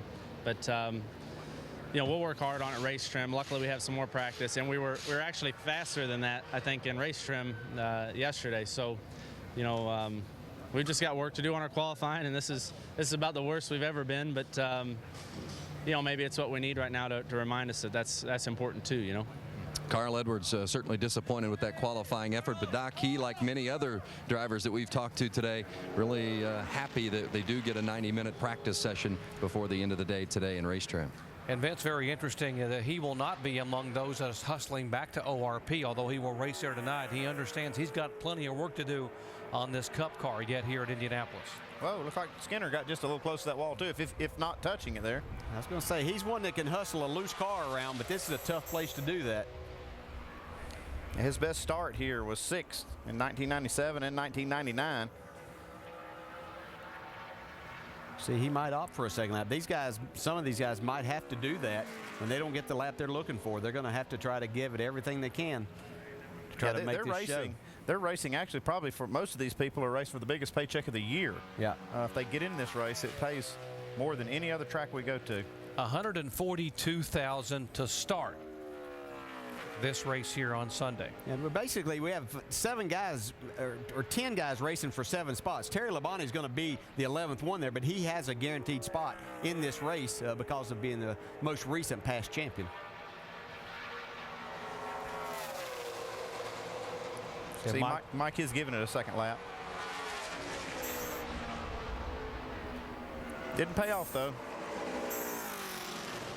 Lost 1.3 seconds on that second lap, so even though he was trying to hustle a car, and although he might have had a bit of bobble on lap 1, it was still quicker. This track is just so big that you've got so much temperature in that tire and so much temperature in the motor. It's almost impossible to make the car go faster on the second lap. Yeah, you'd have to just have almost spun out in the first lap to really pick up, I would think.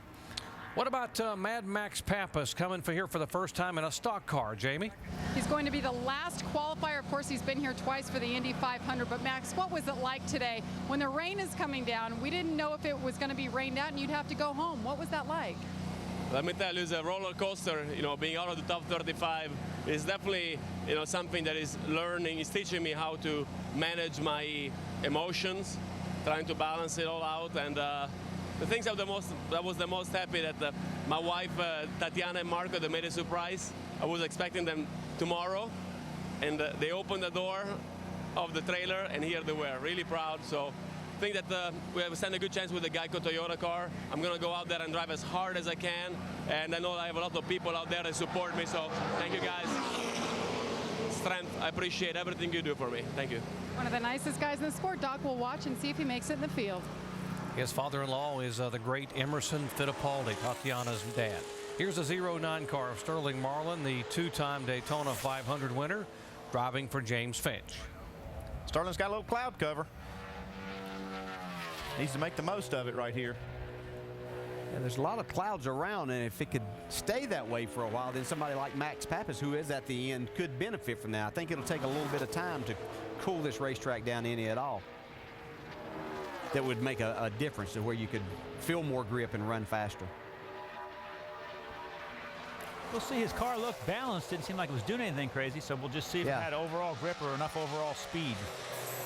It doesn't. Not going to be happy with the speed. It was not as quick as Mike Skinner. He's about 0.08 of a second slower.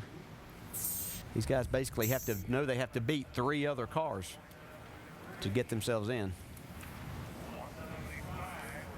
So he is 34th, and the next car to go out, well, he was a guy we were talking about a lot yesterday. We talked, by the way, we talked about Tatiana Papis, who is the daughter of Emerson Fittipaldi, and there is Marco. And by the way, Marco's godfather is Alex Zanardi. So they've kept it in the family in terms of great race car drivers in that family. Yeah, and Alex started with the donuts, so the kid will know how to do donuts when he wins. Now here's a guy that I'm still cheering for. It's a guy that gave me my first win, only win as an owner in the Brickyard, and he had a great practice yesterday. And I'd look for Bill to be fast. It's hard not to pull for Bill Elliott. Running an abbreviated schedule this year with the Wood brothers. Spending a lot of time racing with his son Chase, who is extremely quick too. I think he beats Bill every time they race.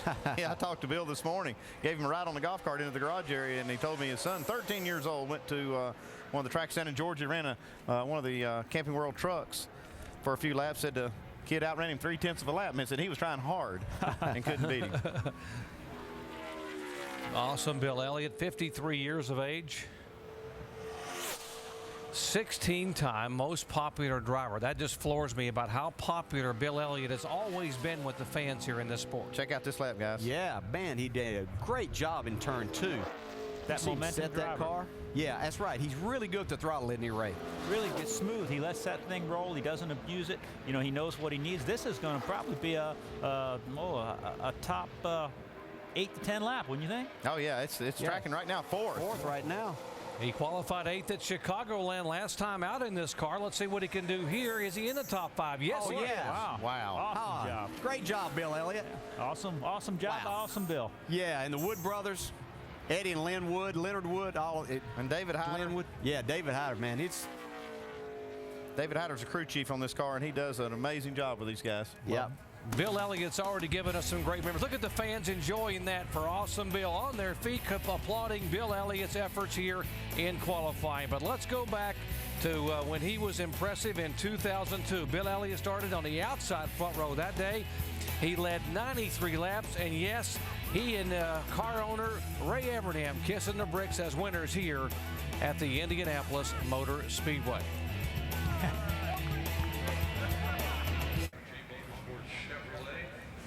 Rains have moved away at Indianapolis, and now the sun is shining, and fans have moved back in to watch their favorite NASCAR stock car drivers qualify. Let's go down and visit with one, Dave.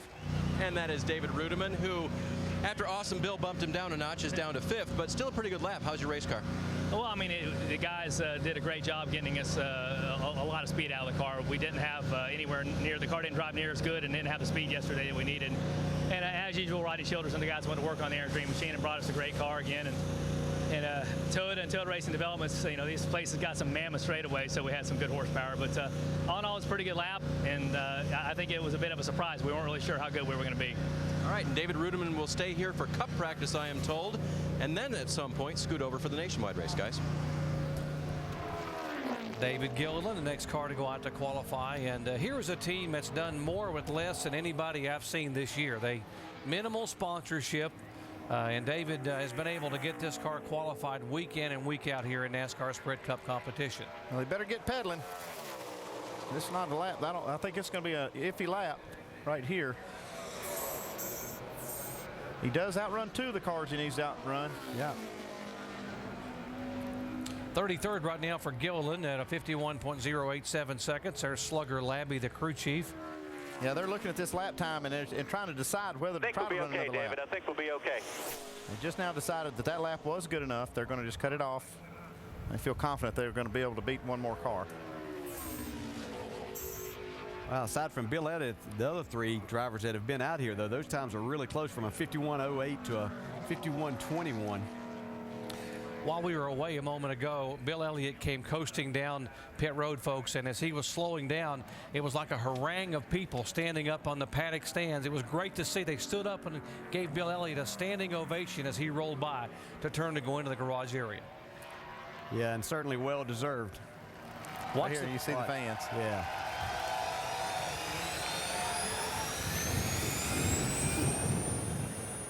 I think that's the one thing that I've always seen here, how appreciative the fans have always been of drivers and the efforts that you make to go out there, and whether it's qualifying, even in practice sometimes you come in and they're hollering, standing and cheering. You see Bill there talking. He is one of the greatest guys to work with as far as detail of what a car's doing. I just think he is so comfortable in his environment out there. He'll come in and tell you about soft spots in the manifold, and the right rear did this and it felt this. I mean, he's just incredible. One of the best test drivers I've ever worked with. Jamie? And Bill Elliott, okay, I have to tell you guys, I tried to get a word with him before he got in the car, and he said, I am so nervous. Can you talk to me after? What do you feel like now? I'll tell you what, these guys, they're doing such a good job. And we have worked so hard to get this thing where it needs to be, and I'm so proud of them. And now we're communicating. You know, we're getting in, you know, I'm giving them input. You know, they're giving me something to work with, and we're able to mesh that together. And I'm telling you what, I don't care what anybody says, that's more important to this sport than anything else, is being able to have that relationship. You know, David Hyder and I came in here a year ago and missed a race, our first time working together, and it wasn't fair to him. And to come back and do what we did today, I'm so proud of these guys. You just drove your car through Gasoline Alley. Talk about relationship. The fans were all standing up applauding you. Could you hear them? Well, I did, and I'll tell you what, the fans have stuck with me through thick and thin, and I'll tell you what, that means a lot. I mean, just like what Ford Motorcraft has done for my career, and as much as they've stuck with me through all these deals. And, you know, that's it. I'll tell you what, though, we all get beat down, and you come back and you work hard. I mean, just like what Mark's done. I mean, Mark found himself in the right place and is running well, and I'm so proud of what he's done. You know, and these guys, you know, they're good or they wouldn't be here, and I think that's what keeps us coming back. I mean, we know we can do it given the right circumstances. I mean, you get off in another direction, and it's so hard to make it all work, but I'm proud of them. Congratulations. Bill Elliott solidly in the field, Doc. He talks about Mark. He's referring to Mark Martin. And, folks, right now we have a 50-year-old pole sitter, Mark Martin, and a 53-year-old driver qualified fourth, Bill Elliott. So much for the youth movement. The good old boys are getting it done. Yeah. You thinking about coming back, DJ? You and Andy be my crew chief or co-crew chiefs? Then I'll consider it. Yeah. Oh, you stay put. You're not going anywhere. Here's the 75 car of Derek Cope, 52.704, and right now he would be the 40th, the slowest car of those that have gone out to qualify. But that does lock in David Gilliland with that lap that he made, a 51.087. Here is the reigning Rookie of the Year from 2008, Regan Smith, going out to make his run. And had the qualifying not gotten in today, this car would not have been one of the cars that would have gone home. He would have not have been in the field, so I know he is thrilled even to get a chance to go on the racetrack. This young man with a lot of talent. Thought he was going to win his first race at Talladega. This team does a great job in competing in this series. They travel cross country basically every week. They have a shop out in Colorado, Denver, Colorado. It's not where you would think the hub of stock car racing is. No, and he has an uncanny ability to finish races. He gets in these races, he's going to be around at the end. Still had to feel so bad for him at Talladega when they bumped him to the back of the lead lap cars after going below the yellow line there to win. Looked like he had won a race. Yeah. You can see he's tracking here, though, to drive himself into this race. Right now we're tracking Mike Skinner's lap. That's the lap that these guys need to beat if they want to lock in on this lap without having to sit through some other cars. Got to be to 51.138. There you go. That run off of turn 4 might have just done it for him. He's still green. Looks good. And he will do it. Yep. 51.073 for Regan Smith. Right now puts him 38th, and with the exception of Bill Elliott, he is the second quickest of the cars that have to get in on time and speed. I'm like you, Dale, though. All these guys are running so close together. 51.07, 08, 08.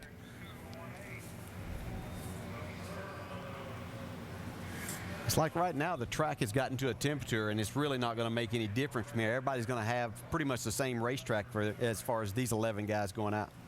Now you see the gauges in that car blinking. They've got a range that they, when they're in the right range, they're green. When they're out of range, they're in red. Right now the car's not running, and the switch is on. So you see that they're out of range, so that's why they're blinking red. Maybe that's getting ready for a Hear that little tap? That's that NASCAR official tapping on your left front fender and say, give me a lap here and see where you start.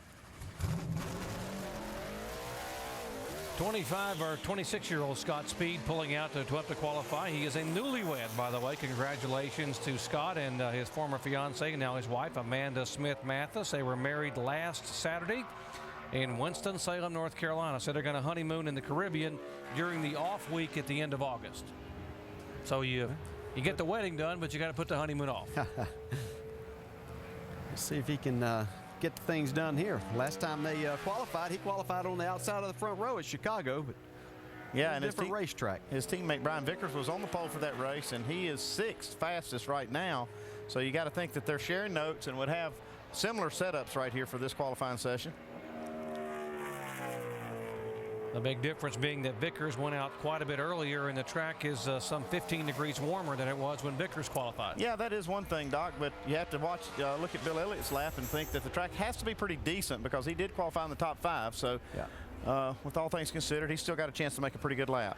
And the other thing is he's racing. It's not about Brian Vickers here. He's racing against these guys that have just gone out. So that's what he has to compare himself to right here. And you can see right now he's getting the job done. And he's racing for his first ever start at Indianapolis. He's not done that yet. The young man ran Formula One, but he's never raced at Indy. Right now, he's pretty green. Unless something happens there, it looks like he's got a heck of a lap going. Comparing him against Mike Skinner. Again, we do that because Skinner is the car to beat in order to be able to guarantee yourself a starting spot. Only 3 of these cars will go home. And right now, the slowest car is a 75 of Cope, then the 09 of Sterling Marlin, and the 36 of Skinner. It's like Scott. Scott's going to be very solid getting in right here. Yeah, nice lap. You're in 50-50. Good job. Yeah, that's Jimmy Owens, the crew chief. It's actually a 63, Jimmy. You missed him a 10th or so. Yeah, his watch always was a little quick. He's always been quick on that thing. Did he learn that from you? Probably. 42 of the 46 cars have qualified. It is still the Martin Montoya front row. Back in a moment. Mark Martin leads all drivers with 4 wins this season. He is currently on the provisional pole for the Brickyard 400. Our live flag-to-flag coverage coming your way Sunday, 12:30 p.m. Eastern Time, presented by Golden Corral, and beginning with NASCAR Countdown. Mark Martin, Juan Pablo Montoya, and Dale Earnhardt Jr. Those are the top 3 right now in qualifying. And, of course, Bill Elliott is 4th.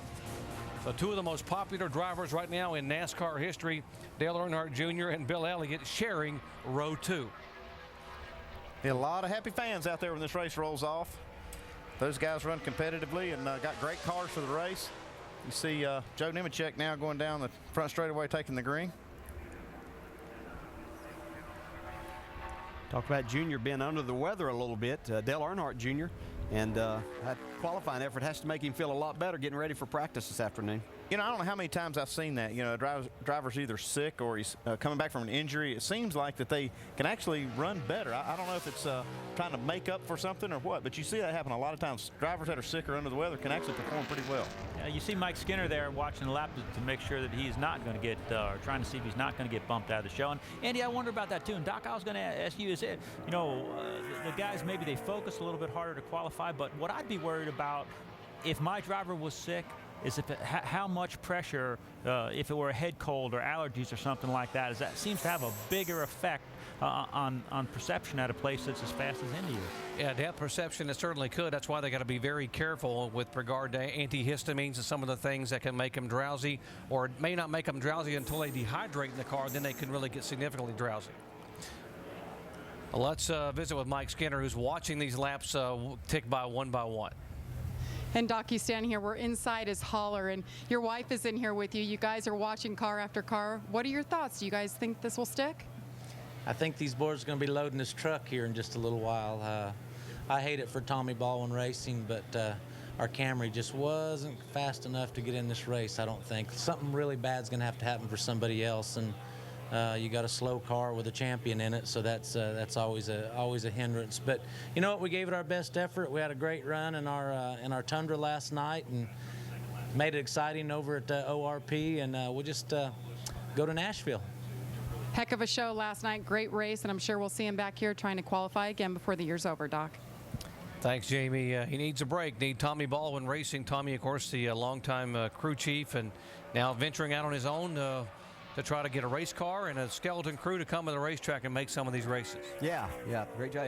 You saw Joe Nemechek on the screen. I don't know that we documented, but he solidly in the field, qualified 30th with a 50.76. So nice job by Joe Nemechek.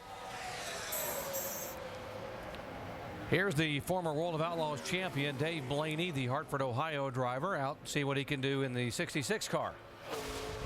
Still comparing to Skinner. So far, Blaney is not faster than Mike Skinner.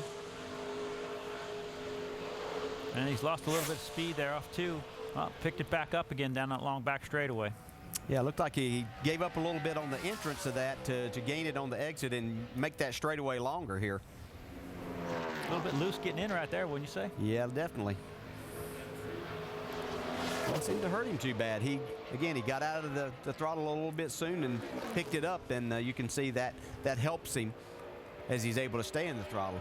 Looks like a pretty solid lap by Dave Blaney. Again, he has to beat a 51.138, and he will do it. And that will bump to 0.9. You're in. You are the man. You are the man. He's that done a will good bump job Sterling. of qualifying that this year. Absolutely, and Sterling Marlin will not make the field. Let's go down and visit with Scott Speed. Yep, Doc, we're with Scott now, and he has put this race car in the field. How was the feel of the car on the racetrack, Scott?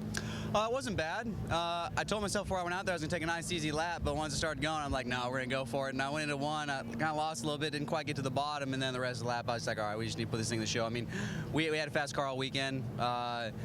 I'm sure we'll be all right for the race. Luckily, we get another practice in this afternoon. With not so many laps on this track, it's certainly one that has a lot of tricks to it. That the more laps I'm getting here, I'm learning quite a bit more than you usually learn at a track. So we'll see. All things looking good so far, though. You've raced all over the world. This will be your first start of any kind here at Indianapolis. What does it mean to you? Well, anyways, going this direction. In that direction, that's what I meant. Yeah, it's totally weird. I mean, not only on the racetrack, but also, this was always my little America. Every time I'd come back, into America, it'd always be to here when I was racing in Formula One. So now that I've been here, living here for the last couple of years, everything seems a lot different now that I'm, back here for a race. So it's got a lot of weird little idiosyncrasies to it, but so far it's been great. Scott Speed is in the Brickyard 400. Doc? And Doc, those glasses have got to be worth a little bit of speed, wouldn't you think? I think he borrowed those from Petrie. I've got a pair like those. Those might be mine. Yeah.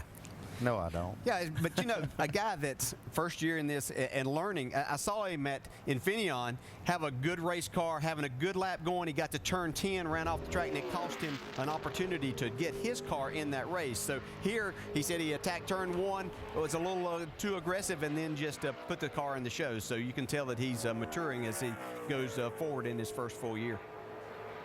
Here's the two-time former Cup Series champion, Terry Labonte. Texas Terry, trying to qualify here in the Brickyard 400. This would be his 14th start.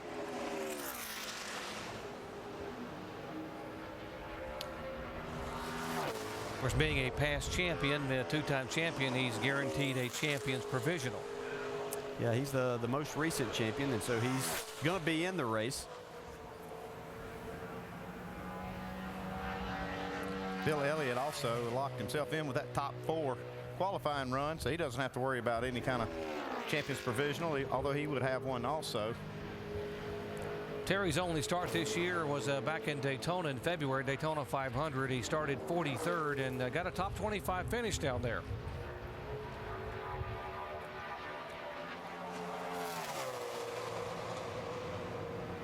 It's like Terry's going to need to use his here. Clocks in 42nd quickest, so he definitely be using a champion's provisional. starting at 43rd spot tomorrow. So now Bill Elliott's glad he ran fast, so he doesn't have to worry about using his, because it wouldn't be eligible after Terry Labonte used his. Goes to the most recent champion. So it's all going to come down to the final car to go out, Max Papis, and the 36 car of Mike Skinner. Papis has got to run a 51.13 to be able to beat Skinner. He ran a 50.88 in practice yesterday in happy hour, so he's got a car fast enough to do it. Just got to go out here and hit his marks. You say that so casually. I know, because I don't have to do it. He is a two-time winner of the Rolex 24 at Daytona. He has run twice in the Indianapolis 500, including a top 15 finish back in 2006.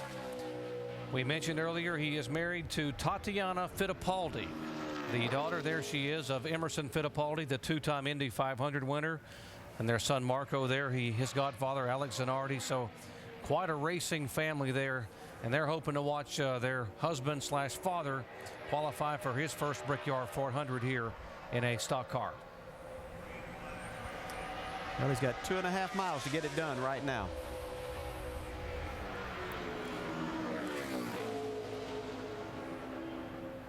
That looked pretty good right there.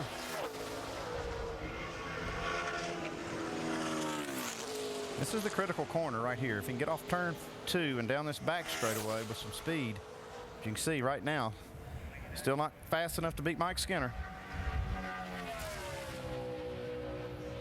He's going to have to do something down here in 3 and 4. Yeah, this is going to be really tight. You can see he got out of the throttle a little early there, trying to get back to it sooner.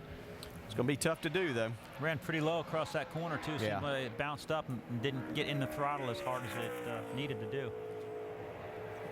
Here he comes, final straightaway to get in this year's Brickyard 400. Is it going to be Papis? Is it going to be Skinner? Well, he does have another lap. And he's going to need it. That one doesn't do it. You won 32. Not good enough. Well, you think that first lap was hard. Ooh. You can see there he missed that corner completely. Car's just a little too loose to turn the steering wheel.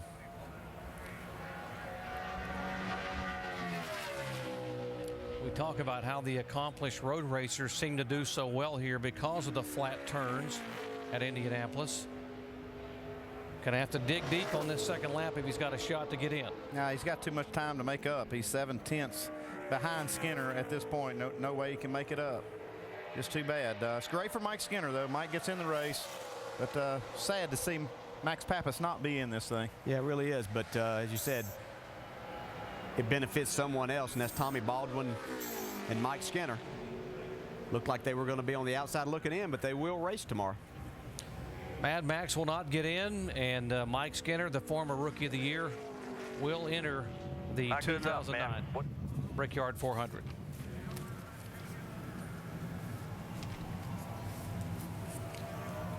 It is official now. Qualifying is complete, and Mark Martin, the 50-year-old driver, has picked up his 4th pole of 2009, and his number, the number 5, sits atop the pylon. Now, probably as happy as Mark Martin right now is Mike Skinner, who held on to get into this field. Jamie.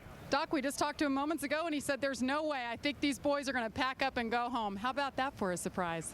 You know, on the back of my Exide Tundra, it says start positive, stay positive. And I sure as heck wasn't very positive a little while ago, but Dawn from Exide is in there, and I don't think she knew whether to tell me, you know, it's okay, or, you know, at least you did good last night or whatever. So it's just been kind of quiet in there. But I hate it for the Germains and Max, but I'm really happy for Tommy Baldwin Racing and that we got our Camry in the show. Well, you guys got it in, so the focus has obviously been on getting in the show and qualifying. Now tonight you have 90 minutes of practice. What do you do? Where do you start? I just didn't go play golf right now. I'm telling you, we have not ran one lap of race practice. So I'm sure Tommy and those boys are over there hustling their tails off right now, and hopefully we can get this car a little more competitive by the time practice is over. Well, Mike, they might need your help. You better get over there. No golf for you. He's got his work cut out for him, Doc. Thank you, Jamie. Now at the other end of the spectrum, at the top of the pylon, is the 5 car of Mark Martin. Vince. Well, Mark said during his qualifying run that He felt like an old man. You left a little out there, but I'll tell you what, that was a pretty darn good lap. What's it feel like to be on the pole, not only for the 4th time this season, but on the pole at Indianapolis? I don't know. It just feels so good for this race team to be driving their car, and CarQuest and Kellogg's and Chevrolet and everybody at Hendrick Motorsports, all my teammates, you know, Dale Earnhart Jr. and Jimmie Johnson and Jeff Gordon have been so incredibly supportive, and Alan Gustafson and this team are just, they're incredible, and it's just a privilege. It's such a privilege to do this, and it's really special. I want the Sloan family to know that that everybody here is, you know, is thinking about them, and our prayers are with you. You're going to lead the field for the Brickyard 400 on Sunday. What would it mean to add a victory to the pole that you've earned here today? I'm not thinking much about it. Let's talk about that after it's done. But it's cool. Really awesome. It was just awesome to drive a race car like this, work with such professional people. You know, Alan and all these guys that work on this car have got the biggest hearts in the world. And I was miserable all morning knowing that we were at the top of the sheet yesterday, and I didn't want to. I can take it, okay? I can take the disappointment, but I didn't want to break their hearts, man. I really wanted to go out and lay a lap down, and I wasn't that thrilled with I was happy with the lap time, don't get me wrong, but I didn't think that was my best lap by any means. The car was sliding quite a bit, so I guess it's sliding because I was going too fast. The driver, crew, and everybody around this group smiling right now. Dave Burns. And Vince, another driver who went very fast in qualifying, ended up 6th in the count, was Brian Vickers. You happy with that starting spot? Pleased, but not satisfied. Okay. You know, I mean, obviously we wanted the pole. I knew we had a good car, and we had a good car. We went out, the track was about 14 degrees hotter than when Mark went out, and I know that hurt us some. That in mind, I left a little bit on the table, maybe a 10th, just not wanting to overdrive the car. But it was a great effort by Red Bull. I think we'll still have a great race car. Hopefully we can have a really good practice at the end of the day, and we'll go after them tomorrow. So I was going to ask you next, you've got 90 minutes. Are you going to use it all? Do you need all that time? And what do you think of the conditions will be like on the track? Well, hopefully we won't need all of it. That means the car is pretty good. But I think that we'll probably use most of it. I think most guys will. You know, the ins and out here take so long, you know, just to make one run, it takes a lot of time. So we'll use 90 minutes, but we won't make that many runs, probably 4 or 5, maybe 6 runs. The important thing, I think, for us is a series right now is to get rubber on this racetrack. I've got to commend Goodyear. They did a fabulous job with the tire. You know, I think they came a long way since last year, and I definitely want to commend them for that. But that being said, we've still got to get rubber on this racetrack before the race tomorrow. They added some in qualifying. They'll add a lot more in practice, Doc. That practice coming up later today, of course. And so Mark Martin becomes the 13th different pole winner at the Indianapolis Motor Speedway in the Brickyard 400. The question is, could he become the 10th different race winner? When we come back, we'll show you the entire starting grid, and we'll wrap it up from here in Indianapolis in just a moment. The legendary Indianapolis Motor Speedway, where drivers come and say they're just a part of history if you compete here. And if you win at this place, you make history, which is exactly what someone will do here on Sunday afternoon.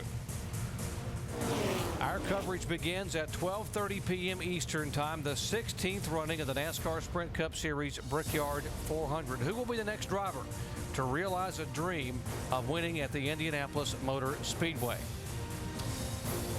How will they line up? Well, qualifying has complete, and the senior sensation continues. 50-year-old Mark Martin has picked up his 4th pole of the year and the 45th of his career. He will lead him down. Yeah, how about Bill Elliott up there in that 4th spot as he takes off, and Tony Stewart, who has to be one of the pre-race favorites, there in 7th. Don't forget about Dale Jr. starting 3rd.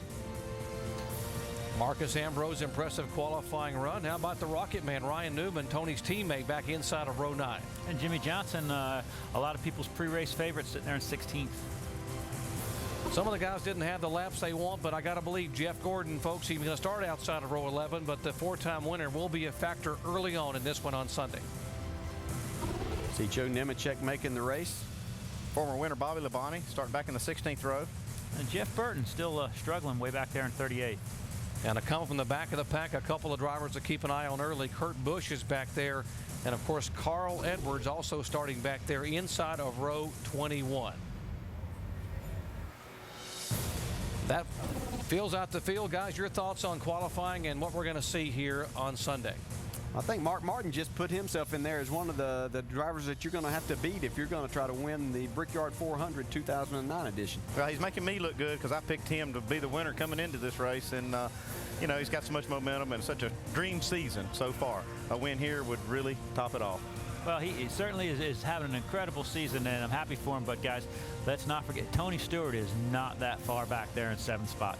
Coming up next, we're going to head over to O'Reilly Raceway Park for some bonus coverage of final practice for the NASCAR Nationwide Series. And we'll remind you, we are going to be back here very shortly with Happy Hour, the final practice for the NASCAR Sprint Cup cars at the Indianapolis Motor Speedway. So Mark Martin and Montoya, Earnhardt Jr. and Elliott, the front 2 rows here at Indianapolis. Let's go to ORP and Marty Reed.